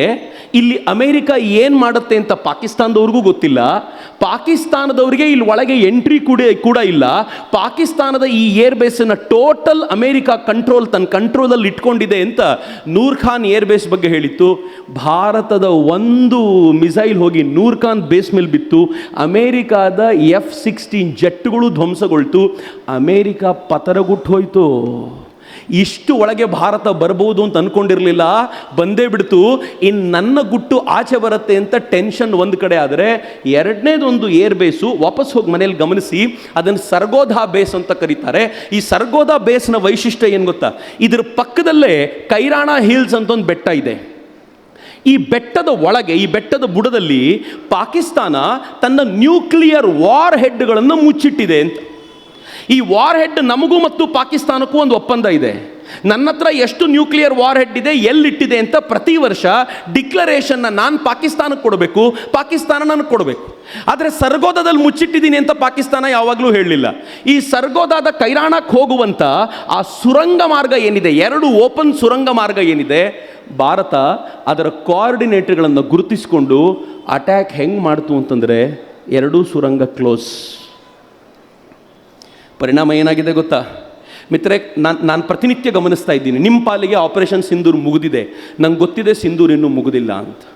ಯಾಕೆ ಅಂತಂದರೆ, ನೀವು ಸುಮ್ಮನೆ ವಾಪಸ್ ಓಪನ್ ಸೋರ್ಸ್ ಇಂಟೆಲಿಜೆನ್ಸಿಗೆ ಹೋಗಿ ನೋಡಿ, ಪಾಕಿಸ್ತಾನದಲ್ಲಿ ನಾವು ಮೇ 10ನೇ ತಾರೀಕಿನ ನಂತರ ಇವತ್ತಿನವರೆಗೂ ಪ್ರತಿನಿತ್ಯ ರಿಕ್ಟರ್ ಸ್ಕೇಲ್ನಲ್ಲಿ 3.4ನಿಂದ 4.5ನವರೆಗೆ ನಿರಂತರವಾಗಿ ಎವ್ರಿ ಡೇ ಭೂಕಂಪ ಆಗ್ತಾನೇ ಇದೆ. ಎವ್ರಿ ಡೇ ಭೂಕಂಪ ಆಗ್ತಿದೆ. ನಾನು ಪ್ರತಿನಿತ್ಯ ಇವತ್ತೆಲ್ಲಾಗಿದೆ ಅಂತ ಗಮನಿಸ್ತಾ ಇದ್ದೀನಿ. ನಾನು ನಿನ್ನೆ ಒಬ್ಬ ಎಕ್ಸ್ಪರ್ಟ್ರ ಮಾತು ಕೇಳ್ತಿದ್ದೆ. ಅವ್ರು ಹೇಳಿದರು, ಯಾವಾಗ ಸರ್ಗೋದಾದಲ್ಲಿ ದಾಳಿ ಆಯಿತೋ ಅದು ನೇರವಾಗಿ ಪಾಕಿಸ್ತಾನ ಇಟ್ಟಿದ್ದ ನ್ಯೂಕ್ಲಿಯರ್ ವಾರ್ ಹೆಡ್ ಮೇಲೆ ದಾಳಿ ಆಯಿತು. ಈ ದೇಶದ ಪ್ರಧಾನಿ ಆದಂಪುರ್ಗೆ ಹೋಗಿ ಆದಂಪುರ್ನಲ್ಲಿ ಮಾತನಾಡ್ತಾ ಹೇಳಿದರು, ನ್ಯೂಕ್ಲಿಯರ್ ವಾರ್ ಹೆಡ್ ಇದೆ ಅಂತ ಹೆದರಿಸ್ತಾ ಇದ್ರಿ, ಇನ್ನು ಮುಂದೆ ಹೆದರ್ಸೋಂಗಿಲ್ಲ ನೀವು ಅಂದರು. ಏನು ಮಾಡಿದೆ ಅಂತ ಹೇಳಲಿಲ್ಲ. ಇನ್ನೊಂದು ಮಾತನ್ನು ಹೇಳಿದರು, ನನಗೆ ಆವಾಗ ಖಾತ್ರಿ ಆಯಿತು ನಾವು ಮಾಡಿದ್ದೀವಿ ಇದನ್ನು ಅಂತ. ಏನು ಹೇಳಿದ್ರು ಗೊತ್ತಾ, ಆಕಾಶದಿಂದ ಹಿಡಿದು ಪಾತಾಳದವರೆಗೂ ಪಾಕಿಸ್ತಾನವನ್ನು ಅಲಗಾಡಿಸಿಬಿಟ್ಟಿದೆ ಭಾರತೀಯ ಸೇನೆ ಅಂತ ಈ ದೇಶದ ಪ್ರಧಾನಿ ಹೇಳಿದಾಗ ಗೊತ್ತಾಯಿತು ಒಳಗೆ ಹೋಗಿದ್ದೀವಿ ನಾವು ಅಂತ. ಒಳಗೆ ಹೆಂಗೆ ಹೋಗಿದ್ದೀವಿ ಅಂತಂದರೆ, ಪಾಕಿಸ್ತಾನ ರಿಕವರ್ ಆಗಲಿಕ್ಕೆ ಬಹಳ ಕಾಲ ಬೇಕು ಮಿತ್ರರೇ. ನಾನು ಸುಮ್ಮನೆ ಲೆಕ್ಕಾಚಾರ ಹುಡುಕ್ತಾ ಇದ್ದೆ. ಪಾಕಿಸ್ತಾನದ ಸರ್ಗೋದಾ ಏರ್ ಬೇಸ್ನಲ್ಲಿ C-130 ಅಂತ, ಬಹುಶಃ ರಾವಲ್ಪಿಂಡಿಯಲ್ಲಿ ಇತ್ತು ಅನ್ಸುತ್ತೆ, C-130 ಅಂತ ಒಂದು ಏರ್ಕ್ರಾಫ್ಟ್ ಇತ್ತು. ಈ ಏರ್ಕ್ರಾಫ್ಟ್ ಏನು ಮಾಡುತ್ತೆ ಅಂತ, ಜನರನ್ನು ಸಾಗಿಸ್ಲಿಕ್ಕೆ ಅಂತ ಇರೋದು. ಅದರ ಕಾಸ್ಟ್ ಎಷ್ಟು ಅಂತ ನೋಡ್ತಾ ಇದ್ದೆ, $14 million. $14 million ಅಂತಂದ್ರೆ ನಮ್ಮ ಲೆಕ್ಕಾಚಾರದಲ್ಲಿ 16 ಕೋಟಿ ರೂಪಾಯಿಯ ಒಂದು ವಿಮಾನವನ್ನ ಪಾಕಿಸ್ತಾನ ಕಳ್ಕೊಂಡಿದೆ. ಆ ಥರದ 8 ಫೈಟರ್ ಜೆಟ್ಗಳನ್ನು ಕಳ್ಕೊಂಡಿದೆ. ಪಾಕಿಸ್ತಾನದ ಏರ್ ಬೇಸ್ಗಳು ಧ್ವಂಸವಾಗಿವೆ. ಪಾಕಿಸ್ತಾನ ರಿಕವರ್ ಆಗಲಿಕ್ಕೆ ಕನಿಷ್ಠ ಪಕ್ಷ ಮುಂದಿನ 2 ವರ್ಷ ಬೇಕು. ಏರ್ ಬೇಸ್ಗಳನ್ನೆಲ್ಲ ರೆಡಿ ಮಾಡಿಕೊಂಡು ಭಾರತದ ವಿರುದ್ಧ ನಾನು ಯುದ್ಧ ಮಾಡಬಲ್ಲೆ ಅಂತ ಸ್ಥಿತಿಗೆ ಬರಲಿಕ್ಕೂ 2 ವರ್ಷ ಪಾಕಿಸ್ತಾನಕ್ಕೆ ಬೇಕು. ಈ ದೇಶದ ಪ್ರಧಾನಿ ಅಂಥ ಕೆಲಸವನ್ನು ಮಾಡಿಬಿಟ್ಟಿದ್ದಾರೆ ಅಂತ. ನಾನು ಬರೀ ಪ್ರಧಾನಿಗೆ ಕ್ರೆಡಿಟ್ ಕೊಡಲಿಕ್ಕೆ ಇಚ್ಛೆ ಪಡಲ್ಲ. ಈ ದೇಶದ ಸೈನ್ಯವೂ ಕೂಡ ಮೊದಲನೇ ಬಾರಿಗೆ ಬಹುಶಃ ಈಶ್ವರಪ್ಪನವರು, ಶಂಕರ್ ಮೂರ್ತಿಗಳು ಅವ್ರ ಜೀವಮಾನದಲ್ಲಿ ನೋಡಿರಬಹುದಾಗಿರೋ ಒಂದು ಅದ್ಭುತವಾದ ಯುದ್ಧ ಅಂತ ನಾನು ಯಾಕೆ ಹೇಳ್ತೀನಿ ಅಂತಂದರೆ, ಪ್ರತಿ ಯುದ್ಧ ನಡೆದಾಗಲೂ ಕೂಡ ಪೇಪರ್ನಲ್ಲಿ ಸುದ್ದಿ ಏನು ಬರ್ತಿತ್ತು ಗೊತ್ತಾ, ಇವತ್ತು ಭಾರತದ 20 ಸೈನಿಕರು ತೀರ್ಕೊಂಡ್ರು, ಅವರ ಶವ ಅವ್ರ ಊರಿಗೆ ಬಂದಾಗ ಸಾವಿರಾರು ಜನ ಸೇರಿದ್ರು, ಹಿಂಗಾಯ್ತು. ಇವತ್ತು ಭಾರತದ ಇಂಥ ಜನ ತೀರ್ಕೊಂಡ್ರು, ಶವ ಬಂತು, ಹಿಂಗಿತ್ತು.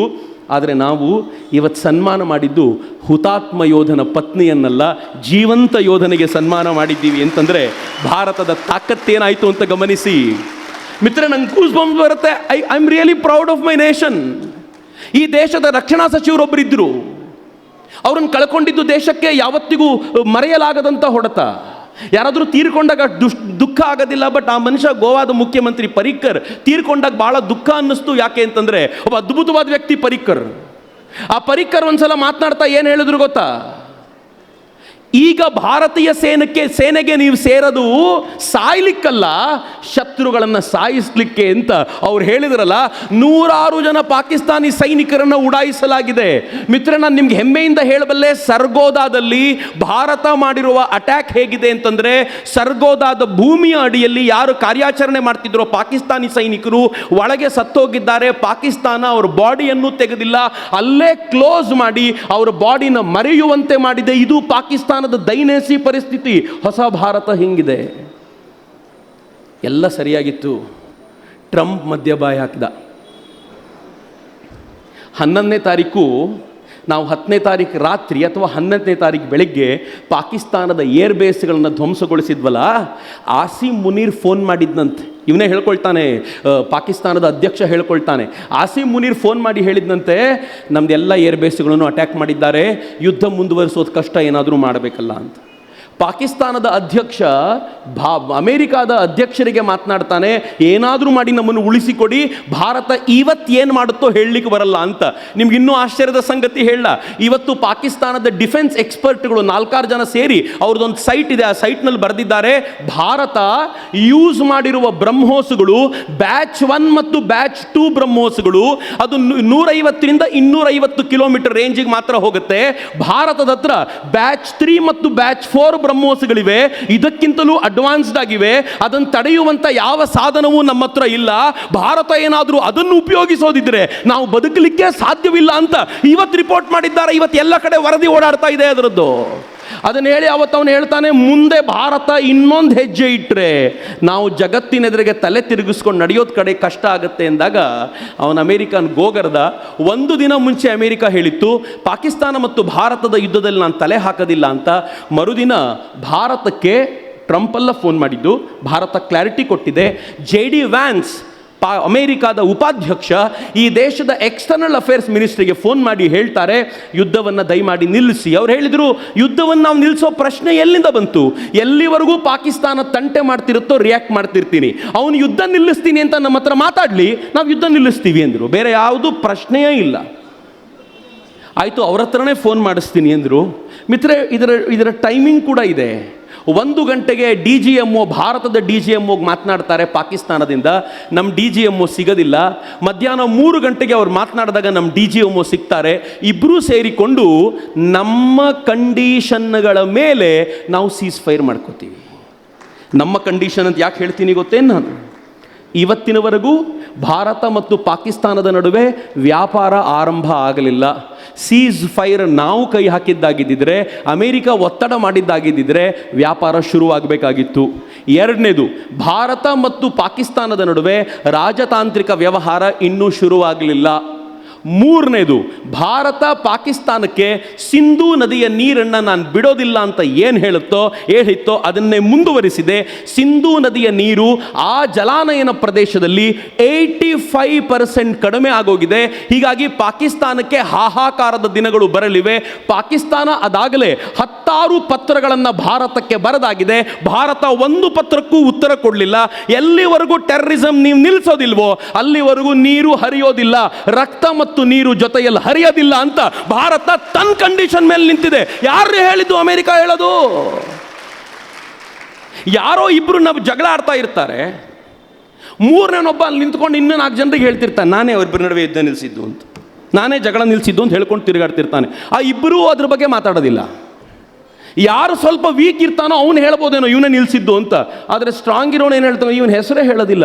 ಆ ಹೆಸರು ಹೇಳದೆ ಹೋದರೆ ಹೇಳ್ಕೊಳ್ಳೋನಿಗೆ ನಾಚಿಕೆ ಆದರೂ ಆಗೋದು ಬೇಡವಾ? ನಾನು ಯುದ್ಧ ನಿಲ್ಲಿಸದೆ ನನ್ನ ಹೆಸರೇ ಹೇಳೋದಿಲ್ವಲ್ಲ ಅಂತ ಕೊನೆ ಪಕ್ಷ ಕೋಪ ಆದರೂ ಬರಬೇಕಲ್ಲ. ಆದರೆ ಡೊನಾಲ್ಡ್ ಟ್ರಂಪ್ ಎಷ್ಟು ನಿರ್ಲಜ್ಜ ಅಂತಂದರೆ, ಇವತ್ತಿನವರೆಗೂ ಮೇ ತಿಂಗಳ 11ರಿಂದ ಇವತ್ತು ನಾವು ಜೂನ್ ತಿಂಗಳ ಹೆಚ್ಚು ಕಡಿಮೆ 11ರವರೆಗೂ ಬಂದಿದ್ದೀವಿ.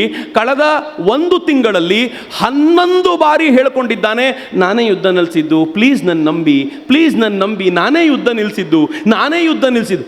ಜೊತೆಯಲ್ಲಿರೋ ಎಲಾನ್ ಮಸ್ಕ್ನೊಂದಿಗೆ ಜಗಳ ಪರಿಹರಿಸ್ಕೊಳ್ಳಿಕ್ಕಾಗದ ಇವನು ನಮ್ಮ ನಡುವೆ ಯುದ್ಧ ನಿಲ್ಲಿಸ್ತಾನೆ.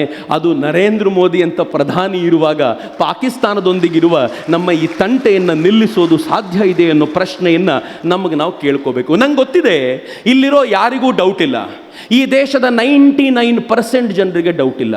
ಆದರೆ ಕಾಂಗ್ರೆಸ್ನಲ್ಲಿರೋ ಒಂದು ಸಣ್ಣ ಫ್ರ್ಯಾಕ್ಷನ್ನಿಗಿದೆ. ಮಿತ್ರರೆ, ಬಹಳ ನಾಚಿಕೆಯಿಂದ ಇವತ್ತು ನಾನು ನಿಮ್ಮ ಜೊತೆ ಹಂಚ್ಕೋಬೇಕು. ನಂಗೆ ಗೊತ್ತು, ನಾನು ಸ್ವಲ್ಪ ಸಮಯ ಜಾಸ್ತಿ ತಗೋತೀನಿ, ನನಗೇನು ಮಾಡಲಿಕ್ಕೆ ಆಗೋದಿಲ್ಲ. ಇದನ್ನು ಹೇಳದೆ ಹೋದರೆ ಹೃದಯಕ್ಕೆ ನನಗೆ ನೆಮ್ಮದಿ ಸಿಗಲ್ಲ. ನಾನೊಬ್ಬನೇ ಬೆಂಕಿಯಲ್ಲಿ ಯಾಕೆ ಸಾಯಬೇಕು? ಬೆಂಕಿ ನಿಮಗೂ ಹಚ್ಚಿಬಿಟ್ರೆ ನಂಗೆ ಸ್ವಲ್ಪ ಸಮಾಧಾನ, ನೆಮ್ಮದಿ ನಿದ್ದೆ ಮಾಡ್ಬೋದಲ್ಲ. ನಾನೊಬ್ಬನೇ ಯಾಕೆ ಆ ಬೆಂಕಿಯಲ್ಲಿ ಉರಿಲಿ? ಏನು ಮಾಡಿತ್ತು ಕಾಂಗ್ರೆಸ್ಸು? ಮಿತ್ರ, ಯಾವತ್ತಿಂದ ಅಟ್ಯಾಕ್ ನಡೀತೋ ಆವತ್ತಿಂದ ನಿರಂತರವಾಗಿ ದಾಳಿ ಮಾಡ್ತು. ಈ ದೇಶದ ಸರ್ಕಾರದ ಮೇಲೆ ಅಟ್ಯಾಕ್ ಮಾಡಿ, ಪಾಕಿಸ್ತಾನ ಮೇಲೆ ಅಟ್ಯಾಕ್ ಮಾಡಿ ಒತ್ತಡ ಹೇರಬೇಕು. ಈ ದೇಶ ತಪ್ಪು ಹೆಜ್ಜೆ ಇಟ್ಟು ಪಾಕಿಸ್ತಾನದ ಮೇಲೆ ಎರ್ರಬಿರ್ರಿಯಾಗಿ ದಾಳಿ ಮಾಡಿ ಅವ್ರು ಅಟ್ಯಾಕ್ ಮಾಡಬೇಕು ಅಂತ ನೆನಪಿಟ್ಕೊಳ್ಳಿ. ಪಾಕಿಸ್ತಾನ ಭಾರತ ಈ ಥರ ಅಟ್ಯಾಕ್ ಮಾಡುತ್ತೆ ಅಂತ ರೆಡಿಯಾಗಿ ಕೂತಿತ್ತು. 9 ಪಾಯಿಂಟ್ ಮೇಲೆ ಅಟ್ಯಾಕ್ ಮಾಡ್ತಾರೆ ಅಂತ ಅಂದಾಜಿರಲಿಲ್ಲ ಅವರಿಗೆ. ನಾವು ತುರ್ತಾಗಿ ಮಾಡಿದರೆ, ತಯಾರಾಗಿ ಮಾಡಿಬಿಟ್ರೆ, ತಯಾರಾಗದೆ ಮಾಡಿಬಿಟ್ರೆ ಎಲ್ಲಿ ಬೇಕಿದ್ರೂ ಹೋಗುತ್ತೆ, ಪಾಕಿಸ್ತಾನದ ಕೈ ಮೇಲಾಗುತ್ತೆ. ಕಾಂಗ್ರೆಸ್ಸಿಗೆ ಗೊತ್ತಿತ್ತು ಅರ್ಜೆಂಟ್ ಮೋದಿ ಕೈಯಲ್ಲಿ ತಪ್ಪು ಮಾಡಿಸ್ಬೇಕು ಅಂತ. ಆದರೆ ಮೋದಿ ತಲೆ ಕೆಡಿಸ್ಕೊಳ್ಳೋದಿಲ್ಲ ರೀ. ನಮ್ಮ ಕಡೆ ಒಂದು ಮಾತು ಹೇಳ್ತಾರಲ್ಲ, ಏನೋ ಹೇಳಿದರೆ ದೇವಲೋಕ ಹಾಳಾಗೋದಿಲ್ಲ ಅಂತ. ಹಾಗೆ ಅವ್ರು ಇವ್ರು ಎಷ್ಟೇ ಮಾತಾಡಿದ್ರು ತಲೆ ಕೆಡಿಸ್ಕೊಳ್ಳಲ್ಲ, ತಂಪಾಡಿಗೆ ತಾವು ಇರ್ತಾರೆ. ಅಟ್ಯಾಕ್ ಮಾಡಿದ ಮೇಲೆ ಕಾಂಗ್ರೆಸ್ ಏನು ಹೇಳ್ತು? ಕರ್ನಾಟಕದ ಕಾಂಗ್ರೆಸ್ ಒಂದು ಟ್ವೀಟ್ ಮಾಡ್ತು. ಏನು ಹೇಳ್ತು ಗೊತ್ತಾ? ಶಾಂತಿಯಿಂದ ಎಲ್ಲವನ್ನು ಬಗೆಹರಿಸಿಕೊಳ್ಳಬೇಕು, ಯುದ್ಧದಿಂದಲ್ಲ. ಬಾಬಾ ಬಾಬಾ ಬಾಬಾ ಮಹಾತ್ಮ ಗಾಂಧೀಜಿಯ ಹೇಳಿಕೆಯನ್ನ ಅವರು ಯುದ್ಧ ಆದ ದಿನ, ಶುರುವಾದ ದಿನ, ಇಲ್ಲಿವರೆಗೂ ಹೇಳಿದವರು ಯಾರು? ಇವರೇ ಹೇಳಿದ್ದು, ಯುದ್ಧ ಮಾಡಿ ಯುದ್ಧ ಮಾಡಿ ಯುದ್ಧ ಮಾಡಿ. ಯುದ್ಧ ಆದ ಮರುದಿನ ಹಿಂಗೆ. ಆದರೆ ಕರ್ನಾಟಕದ ಜನ ಹೆಂಗೆ ಕಪಾಳಕ್ಕೆ ಬಾರಿಸಿದ್ರು ಅಂದರೆ, ಟ್ವೀಟ್ ಮಾಡಿದ 3/4 ಗಂಟೆಲಿ ಟ್ವೀಟ್ ಡಿಲೀಟ್ ಆಯಿತು. ಗೊತ್ತಾಯ್ತು ಅವ್ರಿಗೆ, ಹಿಂಗೆ ಹೇಳಬಾರ್ದಾಗಿತ್ತು ನಾವು ಅಂತ. ಮಿತ್ರ, ಯಾವ ಥರದ ನಿರ್ಲಜ್ಜರಿ ಇವರು ಅಂತಂದರೆ, ಪಾಕಿಸ್ತಾನದ 9 ಜಾಗಗಳ ಮೇಲೆ ಅಟ್ಯಾಕ್ ಆಯಿತು. ಅಟ್ಯಾಕ್ ಆದಾಗ ಪ್ರೂಫ್ ಅಂತ ಕೇಳೋರಿದ್ರು.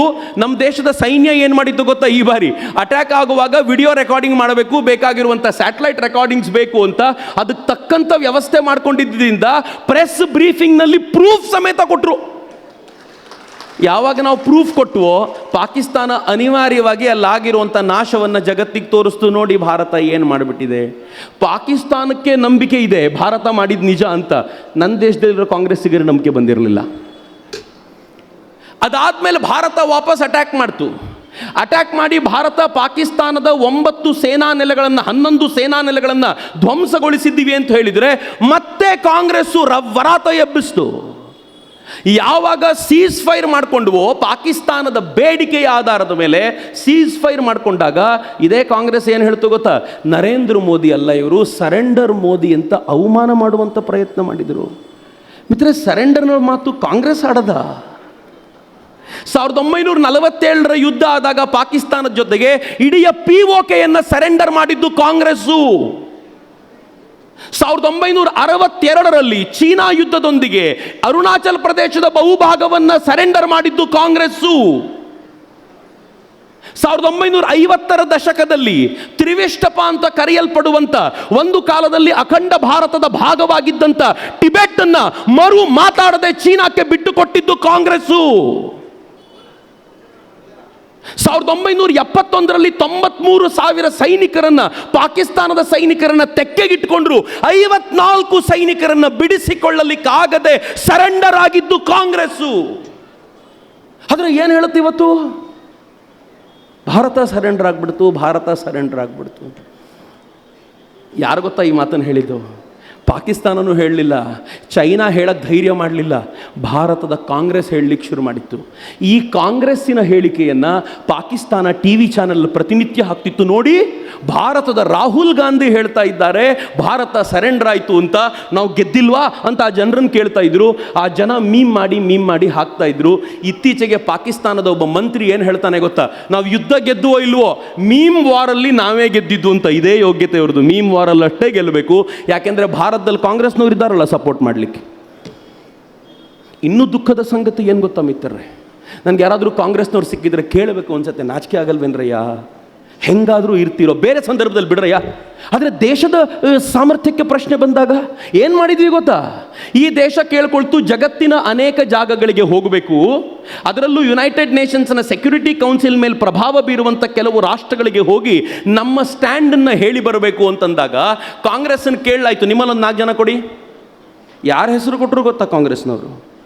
ರಾಜ್ಯಸಭಾಗೆ ಆಯ್ಕೆ ಆಗಿದ್ದಾಗ ಇಲ್ಲಿ ಪಾಕಿಸ್ತಾನ ಜಿಂದಾಬಾದ್ ಅಂತ ಹೇಳಿದ್ನಲ್ಲ, ಅವನ ಹೆಸರು ಕೊಡ್ತು.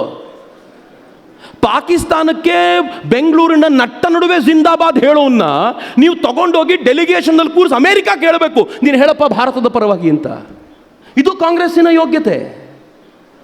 ಕಾಂಗ್ರೆಸ್ ಎಂಥ ನೀಚ ಮಟ್ಟಕ್ಕೆ ಇಳಿತು ಅಂತಂದ್ರೆ, ಯಾರ್ಯಾರು ಭಾರತ ವಿರೋಧಿಗಳಿದ್ರೋ ಮಿತ್ರರೇ, ಗೌರವ್ ಗೊಗೋಯ್ ಅಂತ ಅಸ್ಸಾಮಿನ ಮುಖ್ಯಮಂತ್ರಿ ಆಗಿದ್ದವನೊಬ್ಬ ಇದ್ದಾನೆ. ಅವನ ಹೆಂಡತಿ ಪಾಕಿಸ್ತಾನಕ್ಕೆ ಹೋಗ್ತಿರ್ತಾಳೆ, ಪಾಕಿಸ್ತಾನ ಮೂಲದವಳು. ಅವನು ಪಾಕಿಸ್ತಾನಕ್ಕೆ ಹೋಗ್ತಾನೆ. ಅಸ್ಸಾಮಿನ ಮುಖ್ಯಮಂತ್ರಿ ಸ್ಥಾನದಲ್ಲಿರುವಂಥ ಇವತ್ತಿನ ಮುಖ್ಯಮಂತ್ರಿಗಳು ಆರೋಪ ಮಾಡ್ತಾರೆ ಅವನು ಪಾಕಿಸ್ತಾನದ ಏಜೆಂಟು ಅಂತ. ಅವನನ್ನ ಕಾಂಗ್ರೆಸ್ ರೆಕಮೆಂಡ್ ಮಾಡುತ್ತೆ, ಇವನನ್ನು ಕಳಿಸ್ಕೊಡಿ ಡೆಲಿಗೇಷನ್ನಲ್ಲಿ ಅಂತ. ಆದರೆ ಈ ದೇಶದ ಪ್ರಧಾನಿ ಯಾರನ್ನು ಸೆಲೆಕ್ಟ್ ಮಾಡಿದ್ರು ಗೊತ್ತಾ? ಈ ದೇಶದ ಪ್ರಧಾನಿ ಶಶಿ ತರೂರನ್ನು ತೆಗೆದುಕೊಂಡ್ರು. ಮಿತ್ರ, ಔಟ್ ಆಫ್ ಸಿಲೆಬಸ್ ನನಗೂ ಕೂಡ OIC ಸೆಲೆಕ್ಟ್ ಆಗಿ ಹೋಗ್ಬಿಟ್ಟ. ನನಗೆ ಭಾಳ ಆಶ್ಚರ್ಯ ಸರ್. ಆದರೆ OICಯ ಪಾಕಿಸ್ತಾನ ದ್ವೇಷ ಬೇರೆ ಏನೇ ಬಿಡಿ, ಪಾಕಿಸ್ತಾನ ದ್ವೇಷವನ್ನು ನಾನು ಯಾವಾಗಲೂ ನೋಡಿದ್ದೀನಿ. ನಿಮಗೆಲ್ಲ ಮರ್ತೋಗಿರ್ಬೋದು, ಲಿಯೋನಾ ಅಂತ ಒಂದು ಹೆಣ್ಮಗಳಿದ್ಲು. ಆಕೆ ಒಂದ್ಸಲ ಪಾಕಿಸ್ತಾನ ಜಿಂದಾಬಾದ್ ಅಂತ ಸ್ಟೇಜ್ ಮೇಲೆ ಹೇಳಲಿಕ್ಕೆ ಅಂತ ಹೋದಾಗ ಅದರ 2ನೇ ವಾಕ್ಯಕ್ಕೆ ತಡೆ ಹಿಡಿದು ನೀನು ಹೇಳಬಾರ್ದು, ಇಳಿಸಿ ಅವಳನ್ನು ಕೆಳಗೆ ಅಂತ ಓಡಿಸಿದ್ದು OIC. ನಂಗೆ ಅದು ತುಂಬ ಚೆನ್ನಾಗಿ ನೆನಪಿತ್ತು. ಹೀಗಾಗಿ OIC ಚೆನ್ನಾಗಿ ಮಾತನಾಡ್ಬೋದೇನೋ ಅಂದರೆ, ಚೆನ್ನಾಗಿ ಮಾತಾಡೋದಿರಲಿ, ಪಾಕಿಸ್ತಾನಕ್ಕೆ ಬೆಂಕಿ ಹಚ್ಚಿ ಬಂದ್ಬಿಟ್ಟಿದ್ದಾನೆ OIC. ನನಗನ್ನಿಸ್ತು, ಶಭಾಷ್, ಯಾವತ್ತಾದರೂ ಒಂದು ದಿನ ಈ ದೇಶದ ಮೂಲ ಸತ್ವ ನೆನಪಾದರೆ ಮುಸಲ್ಮಾನರು ಏನಾಗಬಹುದು ಅನ್ನೋದಕ್ಕೆ ಉದಾಹರಣೆ OIC ಏನಪ್ಪ ಅಂತ ಕೆಲವು ಬಾರಿ ಅನಿಸುತ್ತೆ. ಈ ದೇಶವನ್ನು ಸಮರ್ಥವಾಗಿ ಪ್ರತಿನಿಧಿಸ್ಕೊಂಡ್ರು. ಮಿತ್ರ, ನಂಗೆ ಭಾಳ ಹೆಮ್ಮೆ ಅನ್ಸುತ್ತೆ. ಆ ಕನ್ನಿಮೋಳಿನ ಮಾತನಾಡ್ಲಿಕ್ಕೆ ಕೂರಿಸಿದ್ರು. ನಾನು ವೈಚಾರಿಕವಾಗಿ ಬಹಳ ಧಿಕ್ಕಾರ ಇರ್ಬೋದು, ನಾನು ಆನ್ ಗ್ರೌಂಡ್ ಅವ್ರ ಜೊತೆ ಕಿತ್ತಾಡ್ಬೋದು ದ್ರವಿಡವಾದ ಬಂದಾಗ. ಆದರೆ ಆಕೆ ಮಾತಾಡಿದ್ದಕ್ಕೆ ನಾನು ಭಾಳ ಖುಷಿಯಿಂದ ಮನಸ್ಸಿನಲ್ಲೇ ಒಂದು ಸಲ್ಯೂಟ್ ಮಾಡಿದೆ. ಆಕೆನ ಪ್ರಶ್ನೆ ಕೇಳ್ತಾರೆ, ನಿಮ್ಮ ದೇಶದ ರಾಷ್ಟ್ರಭಾಷೆ ಯಾವುದು? ತಮಿಳ್ನಾಡಿನಿಂದ ಬಂದಿರುವಂಥ ಹೆಣ್ಮಗಳು, ದ್ರವಿಡ ಪಾರ್ಟಿಯವಳು. ರಾಷ್ಟ್ರಭಾಷೆ ಯಾವುದು ಅಂತ ಕೇಳಿದ್ರೆ ಹಿಂದಿ ಅಂತ ಹೆಂಗೆ ಹೇಳ್ತಾಳೆ ನೋಡಬೇಕು, ಅವಳಿಗೊಂದು ಕಿರಿಕ್ ಮಾಡಬೇಕು ಅಂತ. ಅದಕ್ಕೆ ಅವಳು ಏನು ಉತ್ತರ ಕೊಡ್ತಾಳೆ ಗೊತ್ತಾ? ನನ್ನ ದೇಶದ ರಾಷ್ಟ್ರಭಾಷೆ ಕೇಳಿದೆಯಲ್ಲಪ್ಪ, ವಿವಿಧತೆಯಲ್ಲಿ ಏಕತೆ ನನ್ನ ದೇಶದ ರಾಷ್ಟ್ರಭಾಷೆ ಅಂತ ಏನು ಆನ್ಸರ್ ಕೊಟ್ಲು. I followed every day. ಇವತ್ತು ಯಾರು ಏನು ಮಾತನಾಡ್ತಾರೆ ಅಂತ ಅದನ್ನು ಕೇಳುವಾಗ ಅನ್ನಿಸ್ತಿತ್ತು, ಶಬಾಷ್, ಯಾವಾಗ ಕಷ್ಟ ಬರುತ್ತೋ ಆಗ ಭಾರತ ಒಂದಾಗಿ ನಿಲ್ಲುತ್ತೆ ಅನ್ನೋದಕ್ಕೆ ಇವರೇ ಸಾಕ್ಷಿ. ಆದರೆ ಅದರ ಯೋಗ್ಯತೆಯನ್ನು ಪ್ರದರ್ಶಿಸಬೇಕಾಗಿದ್ದ ಇಲ್ಲಿನ ಜನ ಹೆಂಗಿದ್ರು ಮಿತ್ರ, ಇದನ್ನು ಕೇಳಬೇಕು ನೀವು. ನಿಮ್ಮ ಅಕ್ಕಪಕ್ಕದಲ್ಲಿ ಯಾರಾದರೂ ಲೀಡರ್ಗಳಿದ್ದರೆ, ಅಥವಾ ನೀವು ಏನಾದರೂ ಅಪ್ಪಿತಪ್ಪಿ ಕಾಂಗ್ರೆಸ್ನಲ್ಲಿ ಯಾರಾದರೂ ಇದ್ದವರು ಇಲ್ಲಿದ್ದರೆ, ದಯಮಾಡಿ ನಿಮ್ಮ ಲೀಡರ್ಗಳನ್ನು ಒಂದು ಪ್ರಶ್ನೆ ಮಾಡಿ. ದೇಶದ ಸಂಕಟದ ಕಾಲದಲ್ಲಿ ದೇಶದ ವಿರುದ್ಧ ನಿಲ್ಲೋದಲ್ಲಯ್ಯ. ಪಾಕಿಸ್ತಾನದಲ್ಲಿ ವಿರೋಧ ಪಕ್ಷದ ನಾಯಕ ಭುಟ್ಟೋ ಹೋಗಿ ಅಮೆರಿಕಾದಲ್ಲಿ ಪಾಕಿಸ್ತಾನದ ಪರವಾಗಿ ಮಾತನಾಡ್ತಾ ನಿಂತ್ಕೊಳ್ತಾನೆ. ಆದರೆ ನನ್ನ ದೇಶದ ವಿರೋಧ ಪಕ್ಷಗಳು ಹಿಂಗೆ ಮಾಡ್ತವೆ ಅಂದರೆ ಹೆಂಗೆ ಅಂತ. ಆದರೆ ಈ ದೇಶ ಏನು ಬಲಾಢ್ಯವಾಗಿದೆ ಅಂತಂದರೆ, ಪಾಕಿಸ್ತಾನಕ್ಕೆ ಒಂದು ಸಂದೇಶ ಕೊಡ್ತು, ಆಪರೇಷನ್ ಸಿಂಧೂರ್ ಪಾಸ್ ಅಷ್ಟೇ ಮಾಡಿದ್ದೀವಿ, ಸ್ಟಾಪ್ ಮಾಡಲಿಲ್ಲ. ನಮ್ಮ ಮಿಸೈಲ್ಗಳು ತಿರ್ಕೊಂಡು ರೆಡಿಯಾಗಿ ಕೂತಿವೆ, ಅಟ್ಯಾಕ್ ಮಾಡ್ತೀವಿ, ತಂಟೆ ಮಾಡಬೇಡಿ ಅಂತ. ಅದಕ್ಕೆ ಪಾಕಿಸ್ತಾನ ಏನು ಮಾಡ್ತಿದೆ ಗೊತ್ತಾ? ನಮಗೆ ಅಮೇರಿಕಾದಿಂದ F-16 ಬರುತ್ತೆ, ನಾವು ಹೇಳಿದ್ವಿ ನಿಂತ ಜಾಗದಲ್ಲೇ ಹೊಡೆದಿದ್ದೀವಿ ಅದನ್ನು. JF-17 ಬರುತ್ತೆ, 5 JF-17 ಹೊಡೆದು ಬಿಸಾಕಿದ್ದೀವಿ. ಆಮೇಲೆ ಚೀನಾದಿಂದ ನಮಗೆ ಏರ್ ಡಿಫೆನ್ಸ್ ಸಿಸ್ಟಮ್ ಬರುತ್ತೆ, ನಾವು ಮುಗಿಸಿದ್ದೀವಿ. ಆದರೆ ನಾವು ಹೇಳ್ಕೊಳ್ಬೇಕಾದ್ರೆ ನಮ್ಮ ಹತ್ರ S-400 ರಷ್ಯಾದಿಂದ ಬಂದಿರುವಂಥ ಏರ್ ಡಿಫೆನ್ಸ್ ಸಿಸ್ಟಮ್ ಇದೆ. ಅದಕ್ಕೆ ಎಷ್ಟು ಚಪ್ಪಾಳೆ ಹೊಡಿತೀರಲ್ಲ, ಒಂದು ಮುಷ್ಟಿ ಜಾಸ್ತಿ ನಮ್ಮದೇ ಆಕಾಶ್ ತೀರ್ ಏರ್ ಡಿಫೆನ್ಸ್ ಸಿಸ್ಟಮಿಗಿದೆ, 100% ಇಂಡಿಜಿನಸ್. ಟರ್ಕಿಯ ಡ್ರೋನ್ಗಳಿಗೆ ಜಗತ್ತಿನಾದ್ಯಂತ ಬೇಡಿಕೆ ಇತ್ತು, ಎಲ್ಲಿಯವರೆಗೂ? ಭಾರತದ ಮೇಲೆ ಅಟ್ಯಾಕ್ ಮಾಡೋವರೆಗೂ. ನಮ್ಮ ದೇಶ ಹೆಂಗೆ ಮಾಡ್ತು ಗೊತ್ತಾ? ಈ ನಾನ್ ವೆಜಿಟೇರಿಯನ್ಸ್ ಏಡಿಯ ಕಾಲನ್ನು ಮುರಿದು ತಿಂತಾರಲ್ಲ, ಹಾಗೆ ಈ ಟರ್ಕಿಯ ಡ್ರೋನ್ಗಳ ಕೈ ಕಾಲುಗಳನ್ನು ಮುರಿದು ಭಾರತ ತೆಗೆದು ಬಿಸಾಕ್ತಿತ್ತು. ಯಾವುದೋ ಒಂದು ಸೈಫೈ ವಾರ್ ಇದ್ದಂತೆ. ಟರ್ಕಿಗೆ ಈಗ ತನ್ನ ಡ್ರೋನನ್ನು ಸೇಲ್ ಮಾಡಲಿಕ್ಕೆ ಆಗದೇ ಇರುವಂಥ ಸ್ಥಿತಿ ಬಂದಿದೆ ಮಿತ್ರ. ಚೀನಾದ ವಿಮಾನಕ್ಕೆ ಬೇಡಿಕೆ ಇಲ್ಲದಂತಾಗಿದೆ. ಉಲ್ಟಾ ಭಾರತ ಏನಾಗಿದೆ ಗೊತ್ತಾ?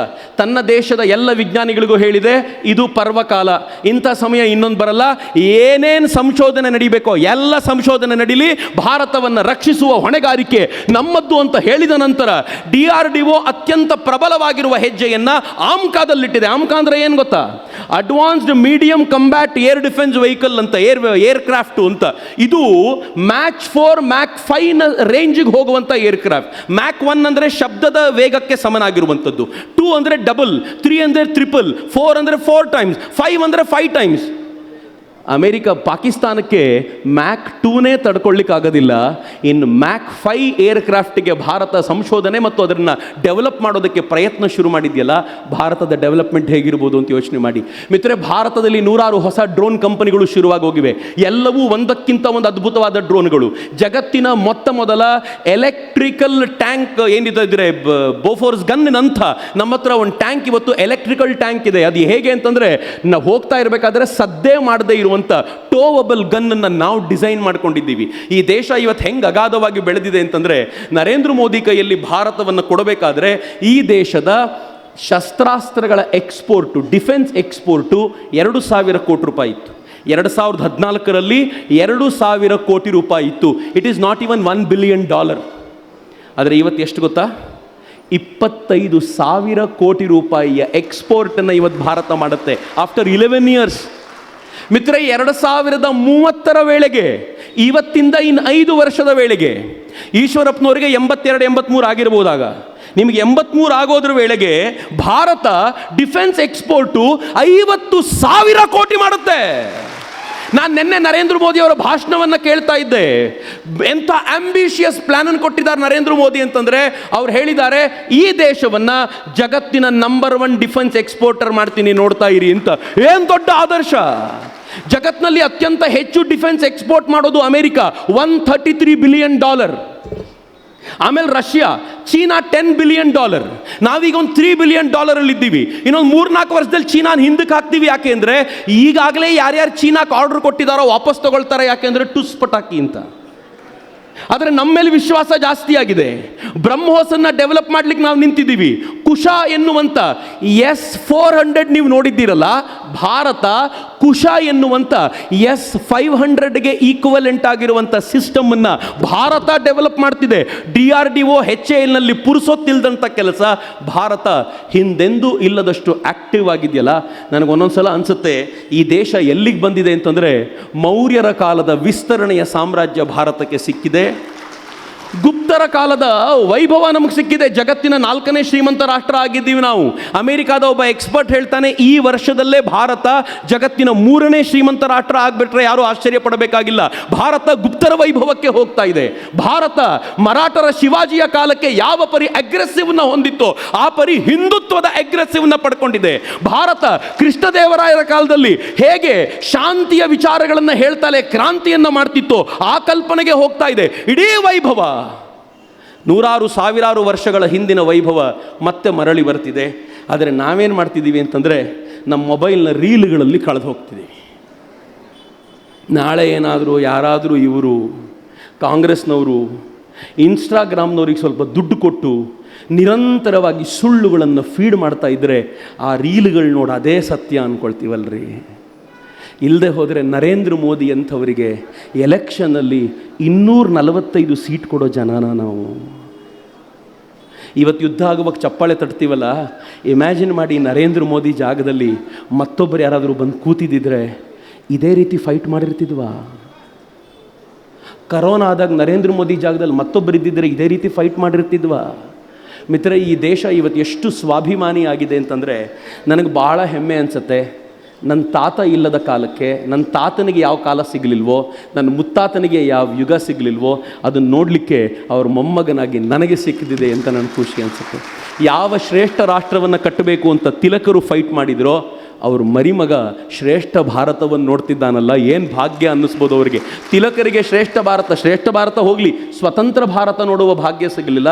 ಅವ್ರ ಮರಿಮಗ ಒಂದು ಶ್ರೇಷ್ಠ ಭಾರತದ ಕಡೆ ದಾಪುಗಾಲಿಡುವಂಥವನಾಗ್ತಿದ್ದಾನಲ್ಲ, ಇದೆಲ್ಲವನ್ನು ಭಾಳ ಹೆಮ್ಮೆಯಿಂದ ಕಾಣಬೇಕು. ಬಟ್ ಯುದ್ಧ ಮುಗಿದಿಲ್ಲ, ನೆಮ್ಮದಿಯಿಂದ ಇರಬೇಡಿ. ಇವತ್ತು ನೆನ್ನೆಯ ರಿಪೋರ್ಟನ್ನು ನೀವು ನೋಡಿದರೆ ಗೊತ್ತಾಗುತ್ತೆ, ನನ್ನ ದೇಶದ ಕಡೆಗೆ ಬರ್ತಾ ಇರುವ ಜಾಗತಿಕ ಹಡಗುಗಳನ್ನು, ವ್ಯಾಪಾರಿ ಹಡಗುಗಳನ್ನು, ಸಿಂಗಪುರದ್ದು ಚೀನಾದ್ದು ಏನೇನು ಬರಬೇಕಿತ್ತೋ ಕೇರಳದ ಕೋಸ್ಟ್ಗೆ, ಅದು ಮಧ್ಯದಲ್ಲೇ ಬಾಂಬ್ ಬ್ಲಾಸ್ಟ್ ಆಗಿ ಸಿಡಿದು ಹೋಗ್ತಾ ಇದೆ. ಸೊ ವ್ಯಾಪಾರ ಸಂಬಂಧಕ್ಕೆ ಭಾರತದ ಕೋಸ್ಟು ಯೂಸ್ಫುಲ್ ಆಗಬಾರ್ದು ಅನ್ನೋ ಪ್ರಯತ್ನವನ್ನು ಯಾರೋ ಮಾಡ್ತಿದ್ದಾರೆ. ಯುದ್ಧ ಪಾಕಿಸ್ತಾನದ ಕಡೆಯಿಂದ ಮಾತ್ರ ಆಗಲ್ಲ, ಎಲ್ಲ ಕಡೆಗಳಿಂದಲೂ ಇನ್ನು ಶುರುವಾಗುತ್ತೆ. ಯಾಕೆ ಅಂದರೆ ಭಾರತ ಮೊದಲಿನಂತೆ ಬಗ್ಗಿ ಕೂತ್ಕೊಳ್ಳೋ ರಾಷ್ಟ್ರ ಅಲ್ಲ, ಎದ್ದು ನಿಲ್ಲುವ ರಾಷ್ಟ್ರ ಅಂತ ಗೊತ್ತಿದೆ. ಸೊ ಆ ಕಾರಣಕ್ಕೆ ಮಿತ್ರರೆ, ಭಾಳ ಜನ ಏನು ಹೇಳ್ತಿದ್ದಾರೆ ಗೊತ್ತಾ? ಗಾಡ್ ಫಾರ್ಬಿಡ್, ದೇವರು ಕಾಪಾಡಲಿ ಅವರನ್ನು. ನರೇಂದ್ರ ಮೋದಿಯನ್ನು G7ಗೆ ಕರೆದಿದ್ದಾರಲ್ಲ, ಕೆನಡಾದ ಅಧ್ಯಕ್ಷನೇ ಫೋನ್ ಮಾಡಿ ಕರೆದಿದ್ದಾನೆ, ಪ್ರಧಾನಿಯೇ ಫೋನ್ ಮಾಡಿ ಕರೆದಿದ್ದಾನೆ. ಇಲ್ಲಿನ ಕಾಂಗ್ರೆಸ್ ಅವ್ರು ಹೇಳಿದರು ನರೇಂದ್ರ ಮೋದಿಗೆ ಇನ್ವಿಟೇಷನ್ನೇ ಬರಲಿಲ್ಲ ಅಂತ. ಅಲ್ಲಿನ ಪ್ರಧಾನಿಯೇ ಫೋನ್ ಮಾಡಿ ಪ್ಲೀಸ್ ನೀವು ಬರಬೇಕು ಅಂದ. ಅಲ್ಲಿನ ಪತ್ರಕರ್ತರು ಕೇಳಿದರು ನರೇಂದ್ರ ಮೋದಿನ ಯಾಕೆ ಕರಿಬೇಕಾಗಿತ್ತು ನೀವು? ಅವರಂದರು, ಸಖತ್ತಾಗಿ ಹೇಳಿದಾರ ಮಾತು, ನಾವೆಲ್ಲ 7 ರಾಷ್ಟ್ರಗಳು ಶ್ರೀಮಂತ ರಾಷ್ಟ್ರಗಳಿರ್ಬೋದು, ಆದರೆ ಮುಂದುವರಿತಾ ಇರುವಂಥ ಎಲ್ಲ ರಾಷ್ಟ್ರಗಳ ಲೀಡರ್ ಆಗಿರೋದು ಭಾರತ. ಅವ್ರನ್ನ ಕರೀದೇ ಹೋದರೆ ಇಲ್ಲಿ ನಾವು ಏನು ಡಿಸ್ಕಸ್ ಮಾಡಿದರೂ ಅದು ಅವ್ರಿಗೆ ಹೋಗುವಂಥ ಸಾಧ್ಯತೆಗಳಿಲ್ಲ ಎನ್ನುವಂಥ ಮಾತನ್ನು ಪ್ರೆಸ್ ಮೀಟಲ್ಲಿ ಹೇಳ್ತಾನವನು. ಆದರೆ ಭಾಳ ಜನ ಹೇಳ್ತಾರೆ ನರೇಂದ್ರ ಮೋದಿಯವ್ರಿಗೆ ಹಾಕಿರುವಂಥ ಟ್ರ್ಯಾಪ್ ಇದು, ಕೆನಡಾದಲ್ಲಿ ನರೇಂದ್ರ ಮೋದಿಯವ್ರಿಗೆ ಏನೋ ಮಾಡಬೇಕು ಅಂತ ಕಾಯ್ತಾ ಇದ್ದಾರೆ ಅಂತ. ನಮ್ಮೆಲ್ಲರ ಪ್ರೇಯರ್ಸ್ ಹಿಂದೆಂದಿಗಿಂತಲೂ ಜಾಸ್ತಿ ಆಗಬೇಕು. ಯಾಕೆ ಅಂತಂದರೆ ಈ ದೇಶ ರಿಫಾರ್ಮ್ ಆಗುವಂಥ ಹಂತದಲ್ಲಿದೆ, ಮತ್ತೊಮ್ಮೆ ಬಲವಾಗಿ ನಿಲ್ಲುವಂಥ ಈ ಹಂತದಲ್ಲಿರುವಾಗ ಹೆಚ್ಚು ಹೆಚ್ಚು ಪ್ರೇಯರ್ಸ್ ಮಾಡೋಣ. ಪ್ರತಿ ಪ್ರೇಯರ್ ಏನು ಮಾಡ್ತೀವೋ ಅದನ್ನು ಒರಿಜಿನಲ್ ಭಾರತ ಏನಿತ್ತೋ, ಶ್ರೇಷ್ಠ ಭಾರತ ಏನಿತ್ತೋ ಅದರ ನಿರ್ಮಾಣಕ್ಕೋಸ್ಕರ ಪೂರ್ಣ ಪ್ರಮಾಣದಲ್ಲಿ ವಿನಿಯೋಗ ಆಗಲಿ ಅಂತ ಭಾವಿಸೋಣ ಅಂತ ಹೇಳ್ತಾ, ಆಪರೇಷನ್ ಸಿಂಧೂರ್ನ ವಿಜಯಕ್ಕೆ, ವಿಶೇಷವಾಗಿ ಶಿವಮೊಗ್ಗಕ್ಕೆ ನಾನು ಹೆಚ್ಚಿನ ಕೃತಜ್ಞತೆಯನ್ನು ಮತ್ತು ಅಭಿನಂದನೆಯನ್ನು ಸಲ್ಲಿಸಿ ನನ್ನ ಮಾತುಗಳನ್ನು ಮುಗಿಸೋಕ್ಕಿಂತ ಮುಂಚೆ 2 ಕೈಗಳನ್ನು ಗಾಳಿಗೆತ್ತಿ ಒಂದು ಜೈಕಾರ ಕೊಡಿ. ಭಾರತ್ ಮಾತಾ ಕೀ, ಭಾರತ್ ಮಾತಾ ಕೀ, ವಂದೇ ವಂದೇ, ಜೈ ಹಿಂದ್.